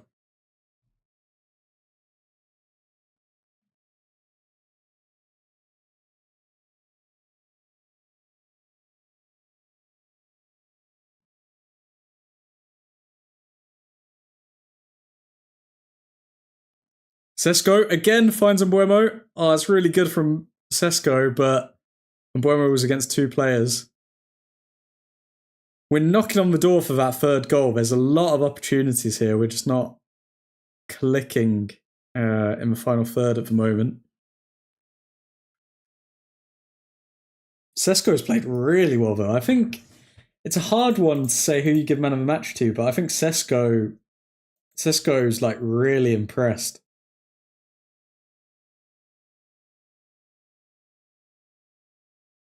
Ahmad was pulled down there, and the foul is given, okay? LA Fee gives away the foul.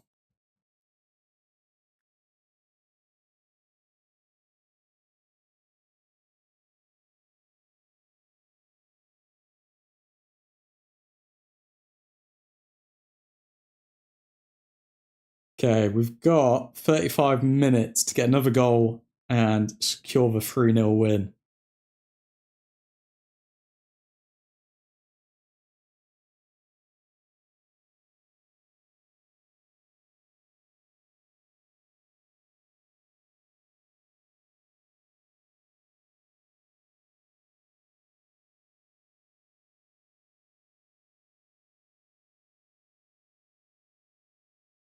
Okay, Bruno Fernandes takes free quick. Ah, he found Yoro. That was a cheeky set piece.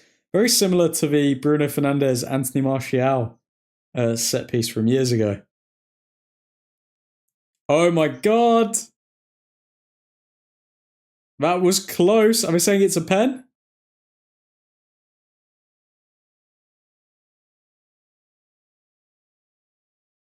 Larman's kind of... Did he clatter into him or what happened there?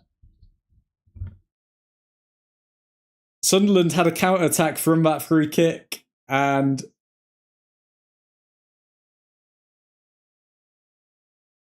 Larman's didn't touch him, did he? Let's have a look. Yeah, no. Larman's didn't even touch him.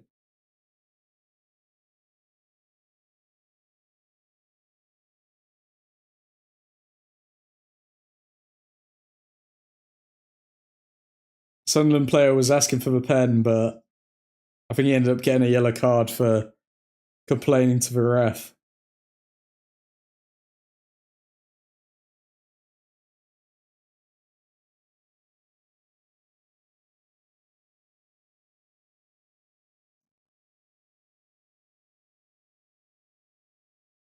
Was it a pen? No pen, Eddie. No pen.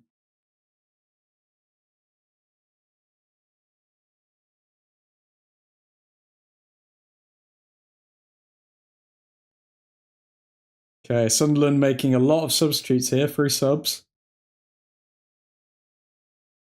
I don't know why they're making 3 subs though when they're about to be 3-0 down. Come on, United!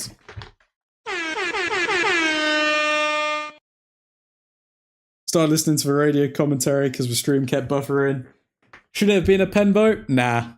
I don't think it should have been a pen. I think it was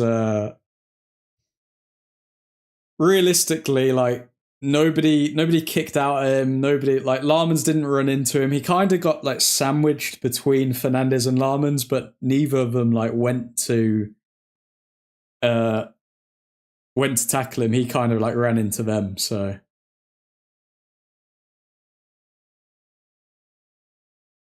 BBC commentators seem pretty biased against United. Of course they do. Of course. Mount finds Delo. Delo cuts in, cross in, straight to the keeper. Terrible from Delo, as always. Delo on the ball. Delo to Sesko. Ah, Sesko tried to skim past him, but he couldn't. Mount. Over to Delo, to Mount. To Fernandez.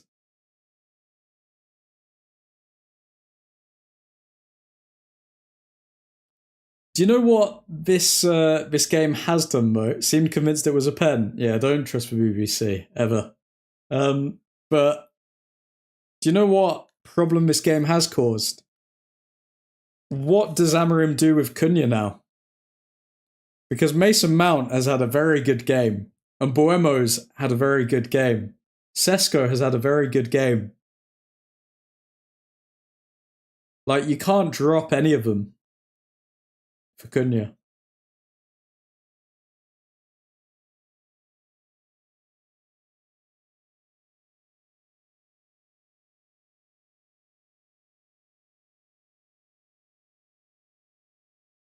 Larman's long ball.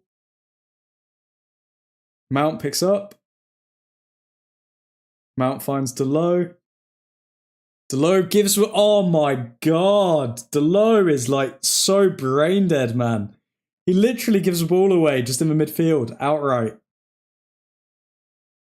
Sesko wins the ball back. Casemiro. Over to Delo.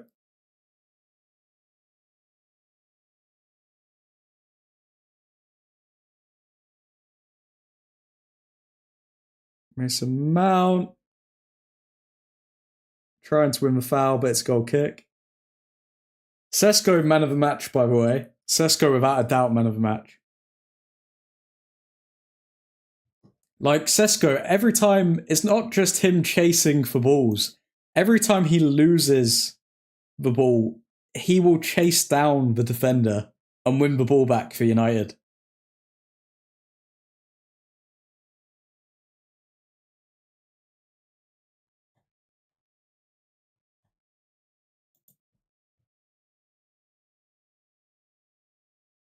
Sunderland coming forward. Delict, good interception there. Sunderland playing around the back. Let's look at the XG now. United still leading the way in XG. We're also leading the momentum right now.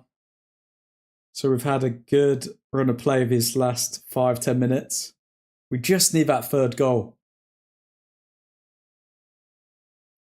Yoro to Mbuemo to Fernandez. Fernandez to Mbuemo.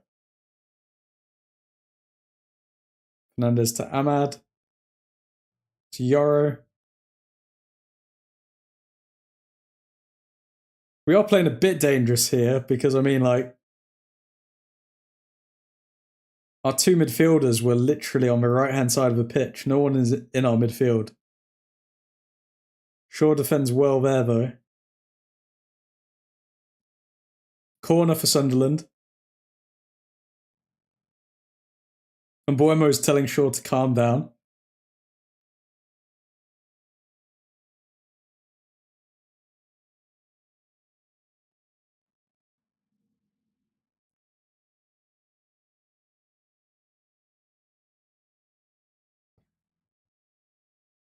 Sunderland shoot, and it's way off.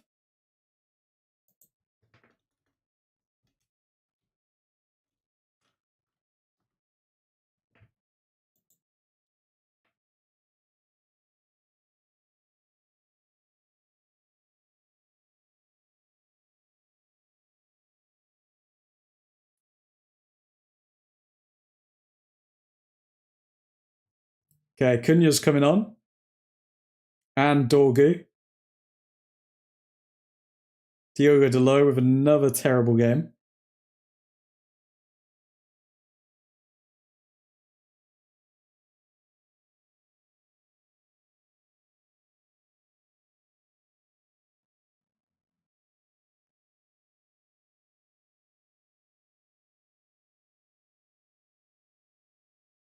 Realised why they're so biased, because it's BBC Radio Newcastle. Oh, God. How man.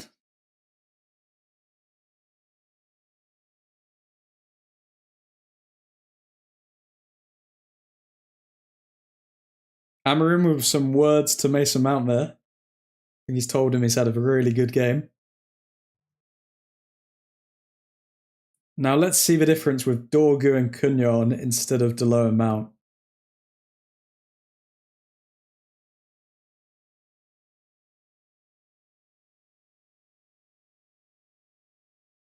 Shaw with a terrible defensive header there. Okay, Larman's on the ball.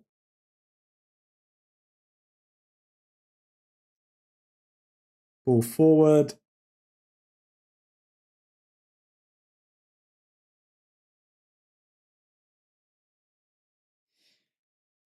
Okay, Sunderland free kick. 25 minutes for Cunha and Dorgu to show what they're about. Sounds like we are in control more often than not. I think this entire game we've pretty much been in control. Early on, they had like a really good chance, but other than that, I mean, they had a bit of momentum towards the end of the first half, but as soon as they get towards our final third, they get closed down immediately.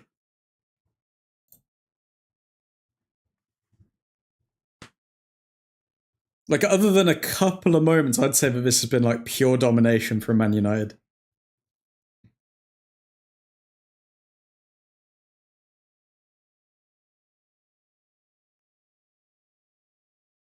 Okay, long throw in from Sunderland into United's box.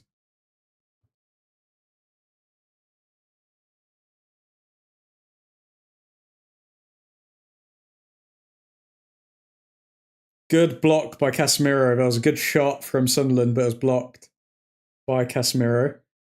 Ahmad to Mbuemo. It's a 3v1 right now. Oh, I should have passed to Ahmad.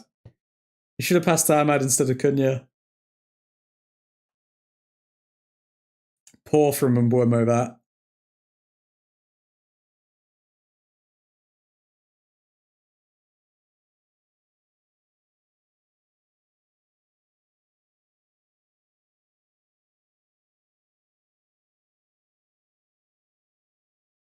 Okay, whipped in cross from Sunderland, but it's blocked by Lenny Yoro, I believe, or it just completely went out. And it's a goal kick to United.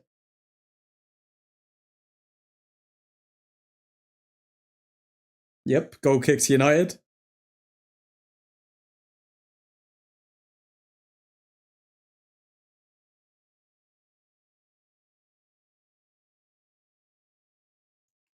Larman's towering over that ball right now. And let's see how his distribution is. Plays it long to Dorgu, and it's a throw-in for Sunderland.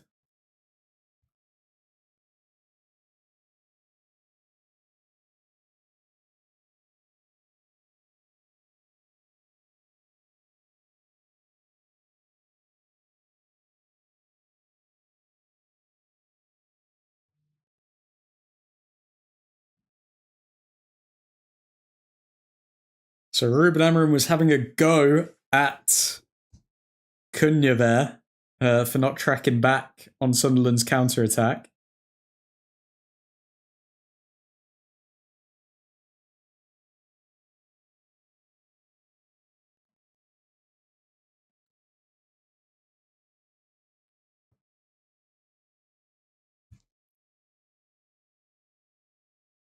Yoro to Mbuemo to Fernandez. Fernandez to Mbuemo. Bit of a heavy pass from Fernandez. We haven't looked stronger since the subs have come on, which is interesting. I think Mbuemo is a bit fatigued, not going to lie. A lot of passes are going his way, but he's not really anticipating them.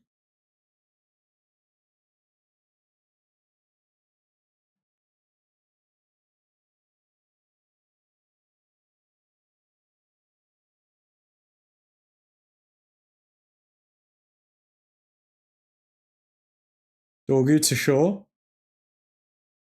Casemiro. It's very combative at the moment. Like a lot of loose balls, neither side maintaining possession. Fernandez to Ahmad, right hand side. Ahmad drives. He finds Casemiro on the edge of the box, and Casemiro slips, and the ball goes so high. Wow.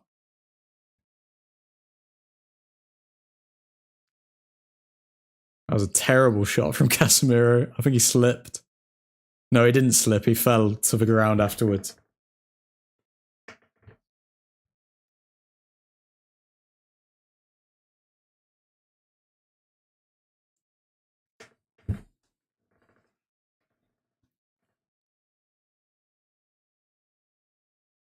Okay, Fernandez. Sesko.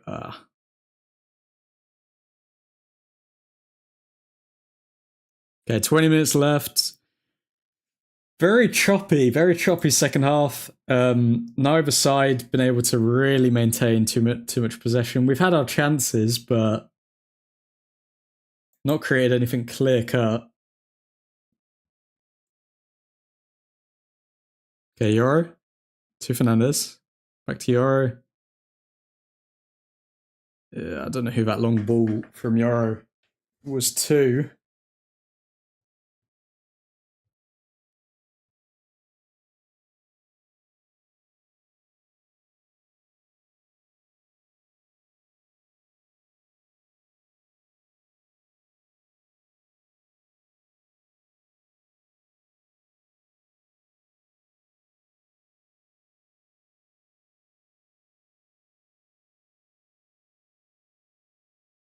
Larman's on the ball. Larman's has been really good with his feet though, when pressed. Casemiro to Fernandez to Sesko. Sesko across to Ahmad.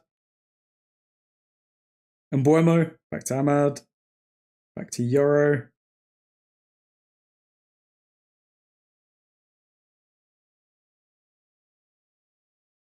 Arman's forward.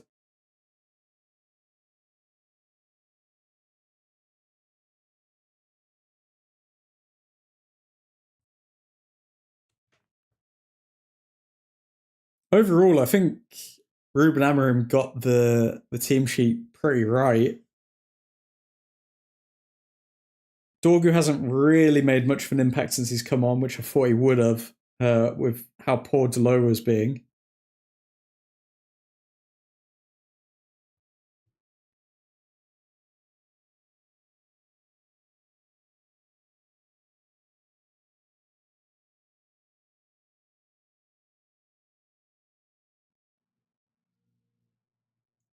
Okay, Sunderland come forward.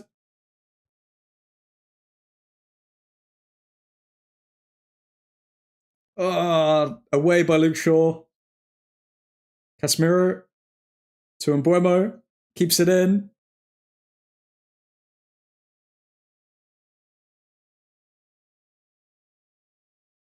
Okay, Ahmad throw in now.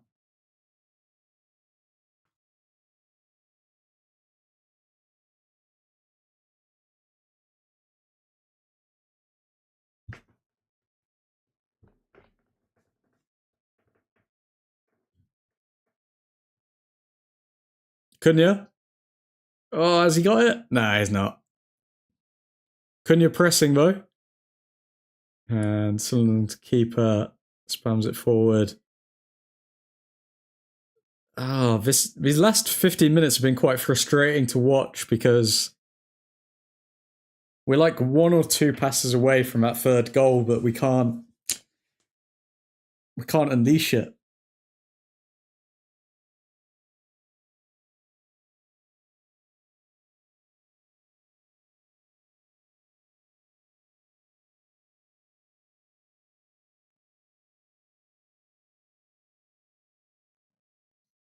Oh wow, that was a good cross into our box, but no one was on the end of it.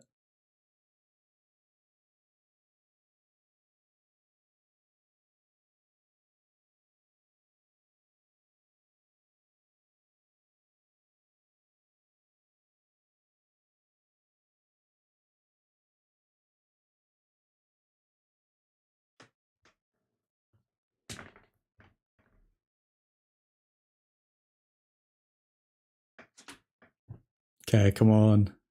Throw in from Euro. I don't know where Euro is taking the throw ins. Delict defends well.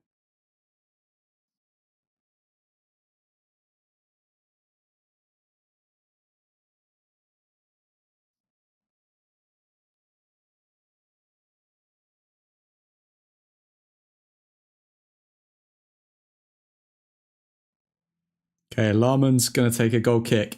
15 minutes left. Kobe Mainu is coming on now.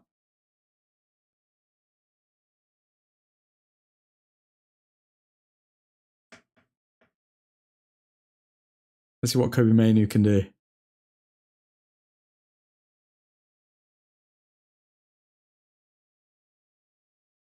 Cunha plucks it out of the air, but is fouled by Shaka.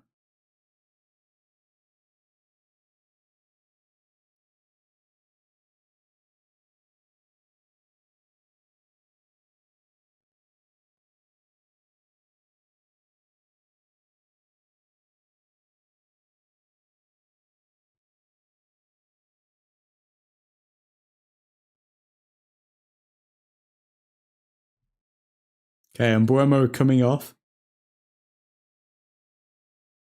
for Kobe Mainu, I believe.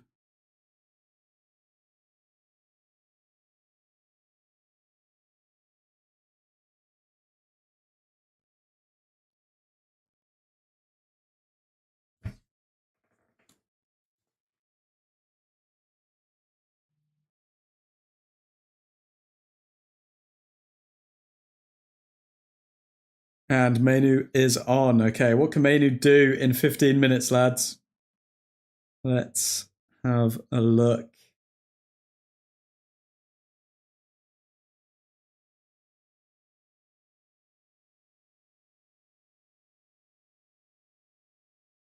Okay, Mainu takes a free kick.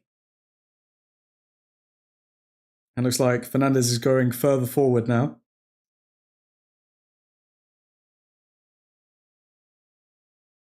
Mainu's sprinting back. Sunderland counter-attack. Yoro defends well. Good from Yoro.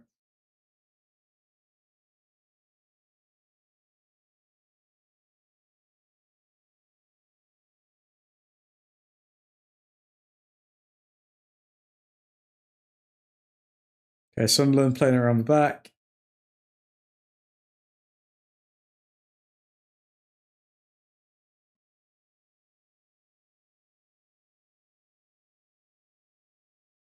Ahmad almost made an interception there.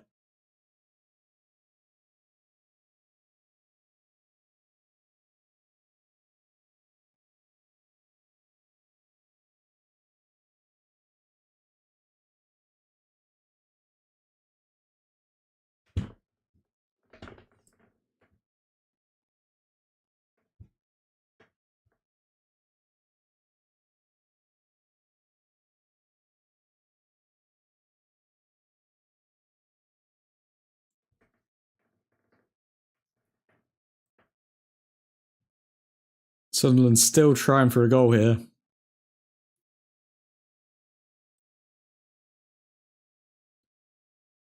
Ah, come on.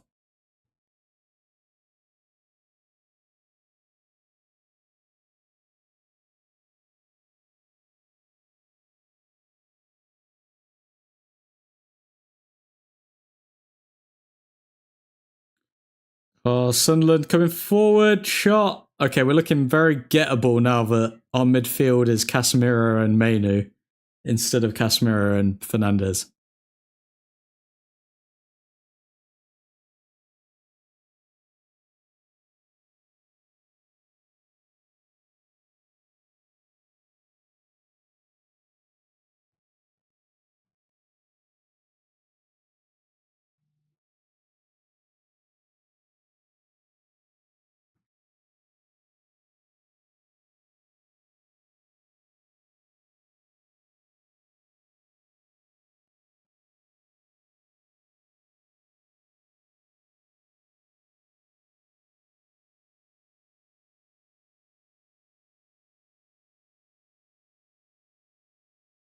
Okay, Larmans kicks long, and it's a throw in for Sunderland. Come on, United. One more goal. Come on, give us a good feeling before a bloody 2-week break.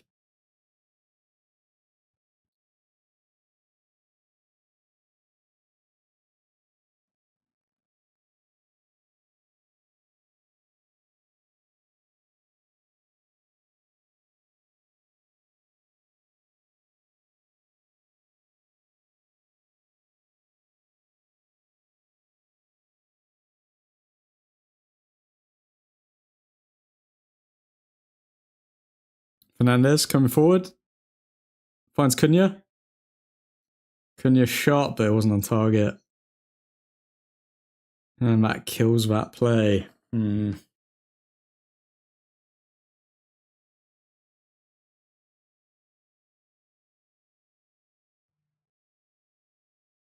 Yellow card for Casemiro there, preventing the counter-attack from Sunderland.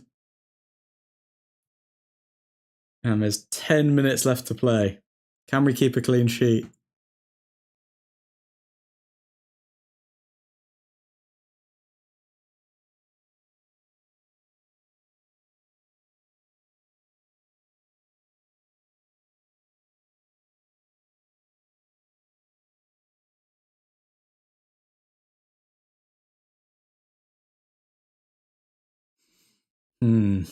Okay.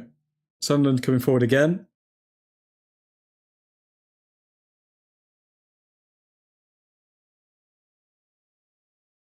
Cunha's not linking up with too many people, if I'm being honest.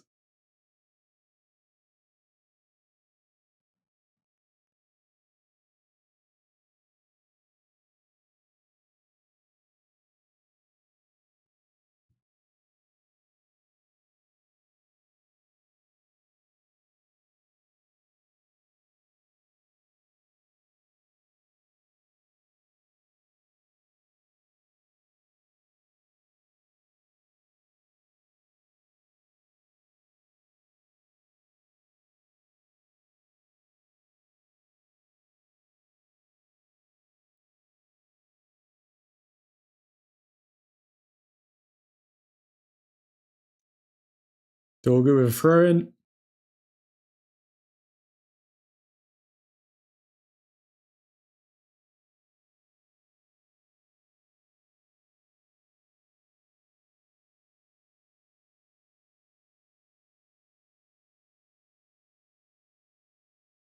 Casemiro saying handball there. 8 minutes left. We are literally just putting this game to death with the constant battles. I would say Sunderland have taken more control since around like the 75th minute. So over the past 7 minutes.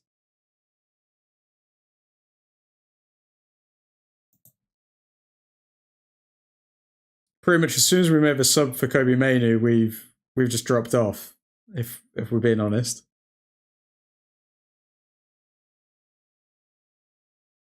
Oh, Cunha could be through. Cunha! Ah, good tackle. But he wins a corner for Manchester United.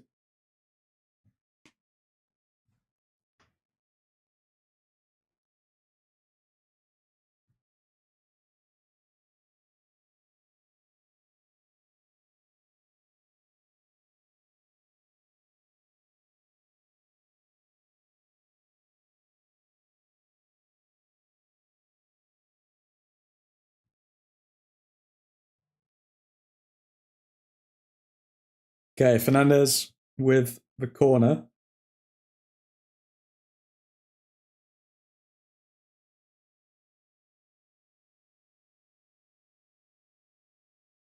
Fernandez whips one in.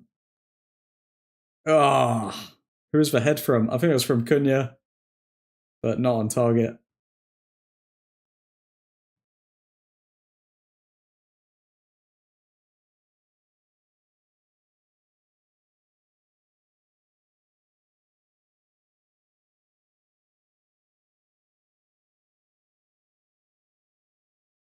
Looks like Ugarte and Maguire are now coming on.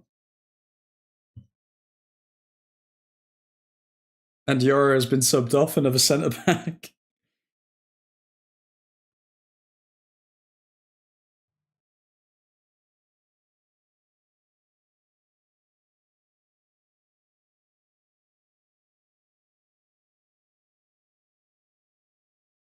Let's see what Ugarte can do in 5 minutes.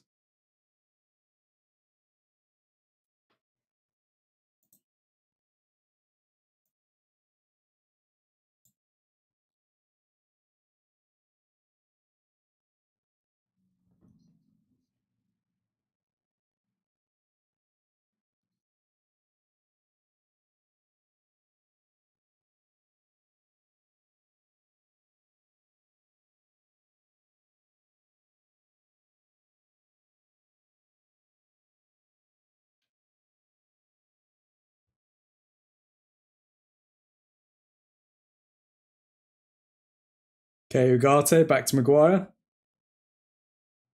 To Larmans.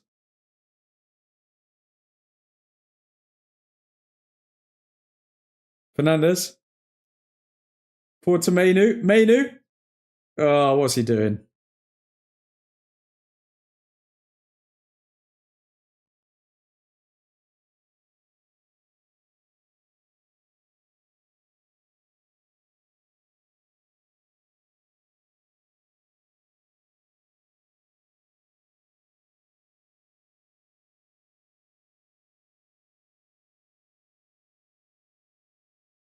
Does see why Amorim is so obsessed with Maguire, and also why does he sub his centre backs all the time? I think he's just scared about injuries, to be honest, Short. I think people put a lot of emphasis on the centre back subs, but I think it's purely just to stop injuries.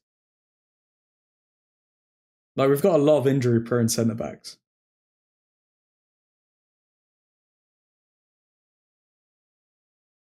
Ahmad back to Delict, but Larmans collects.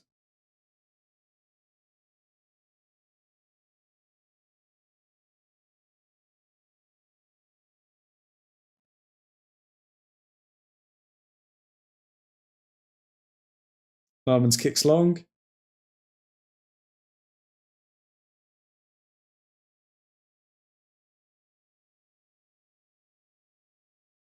Fernandez.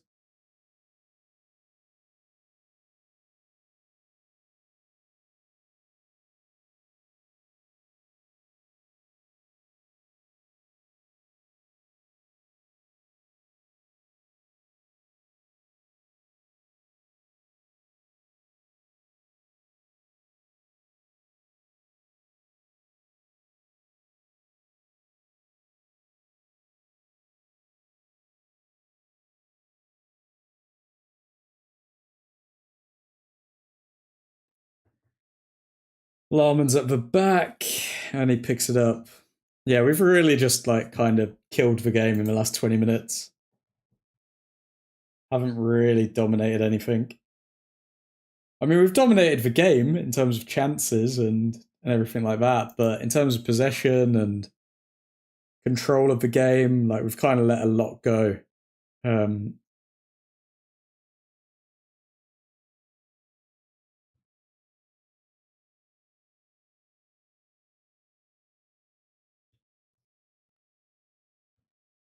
Can we get a clean sheet though? Glad to hear Ahmad has had a good game. Yeah, Ahmad. I think Sesko is man of the match to me though, but Ahmad has definitely improved from earlier on in the season. I'm going to say Sesko man of the match though. Sunderland fan commentators made it sound like we were hounding them this second half. I don't feel like we have. I think we've pretty much like killed the game. I think it's just been battles at this point.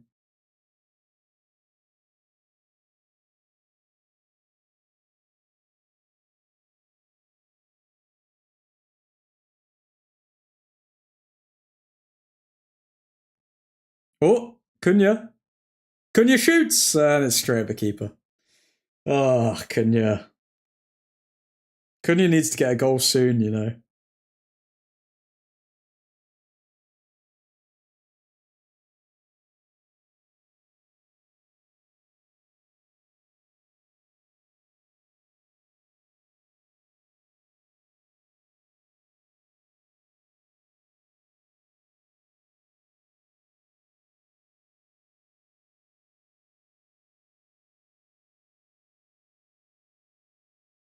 Okay, Sunderland. Can we make one more attack? We have been sloppy since Manu's come on. That's what I will say. Someone who shoots so much, you do wish his shots were more accurate. I mean, oh, Maguire. Great save by Larmans to keep a clean sheet. Oh my god. Our defense just opened up there.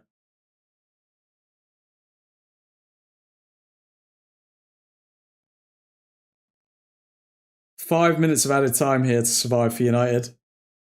Great save by Larmans there, 1-on-1. Okay, so Shaw comes up. Completely opens up the defense. I think De Ligt was mainly frustrated with the midfielders there, saying that no one's getting back.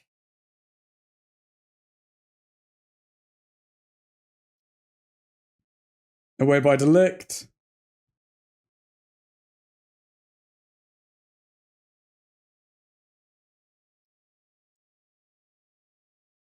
Another high cross, but Larmans claims, and he gets a round. He gets a big cheer from the Old Truthford crowd.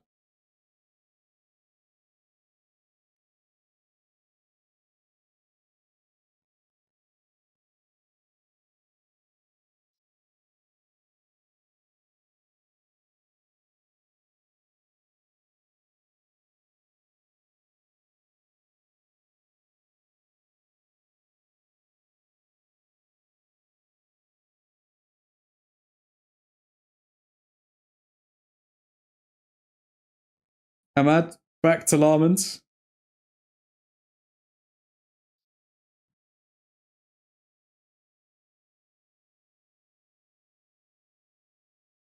Oh, Dorgu. Dorgu coming forward. Ah, Dorgu trying to find Cunha, but he couldn't.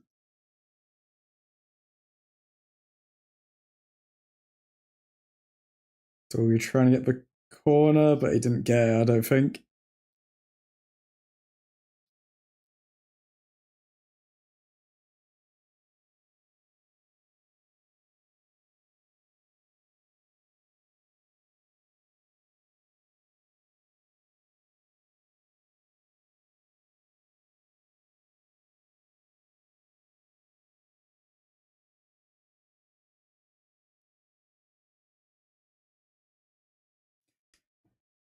Sunderland have 2.5 minutes to get a goal here. Otherwise, United have kept.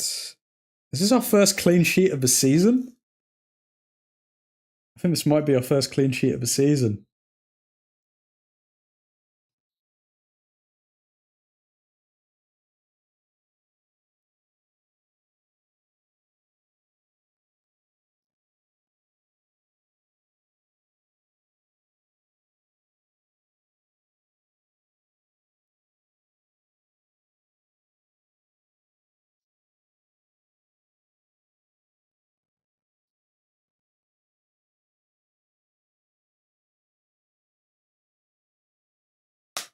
Okay, Dorgu throw in. Don't speak too soon. It's going to happen, Eddie. It's going to happen whether you like it or not. Clean sheet for United.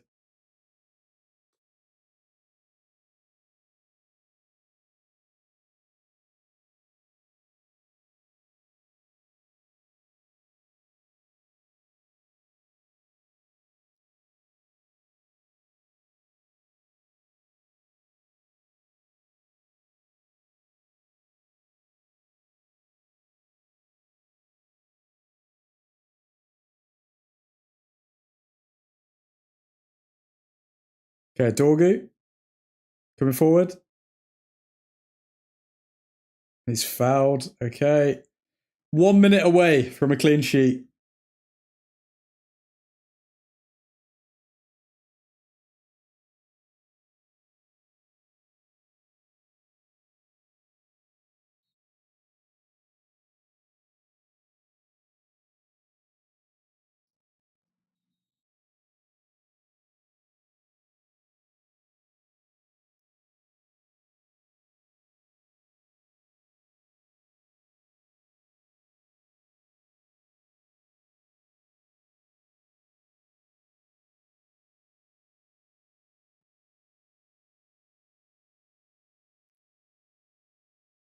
Come on.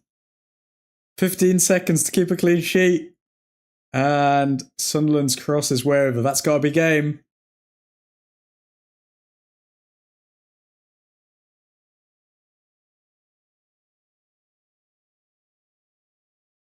That's got to be game. Come on.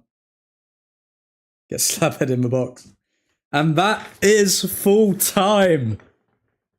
Manchester United have kept a clean sheet for the first time this season on Saint-Lemans' debut. Ladies and gents, he's arrived. Come on, United.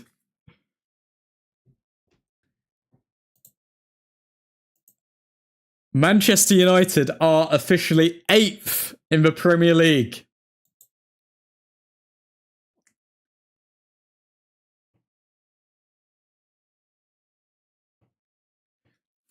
United are now only 1 point behind Sunderland and 2 points behind Crystal Palace, 4 points behind Bournemouth. If we hopscotch these lot, then Manchester United will be 4th.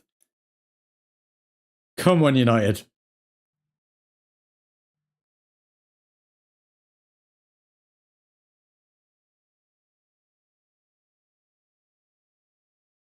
Saint-Lemans is going to be buzzing. He's going to be buzzing.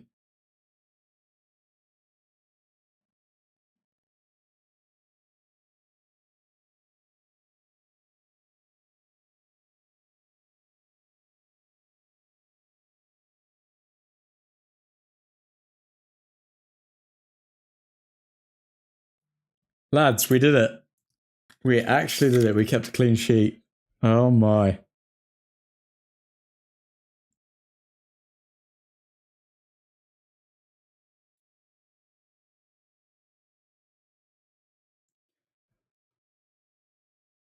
All right, lads. We're going to end the stream there because I've got to get started on some videos. But thank you for tuning in. And especially Eddie, MVP. I mean, Ethan Johnson may have got the head crown because of the very generous super chat.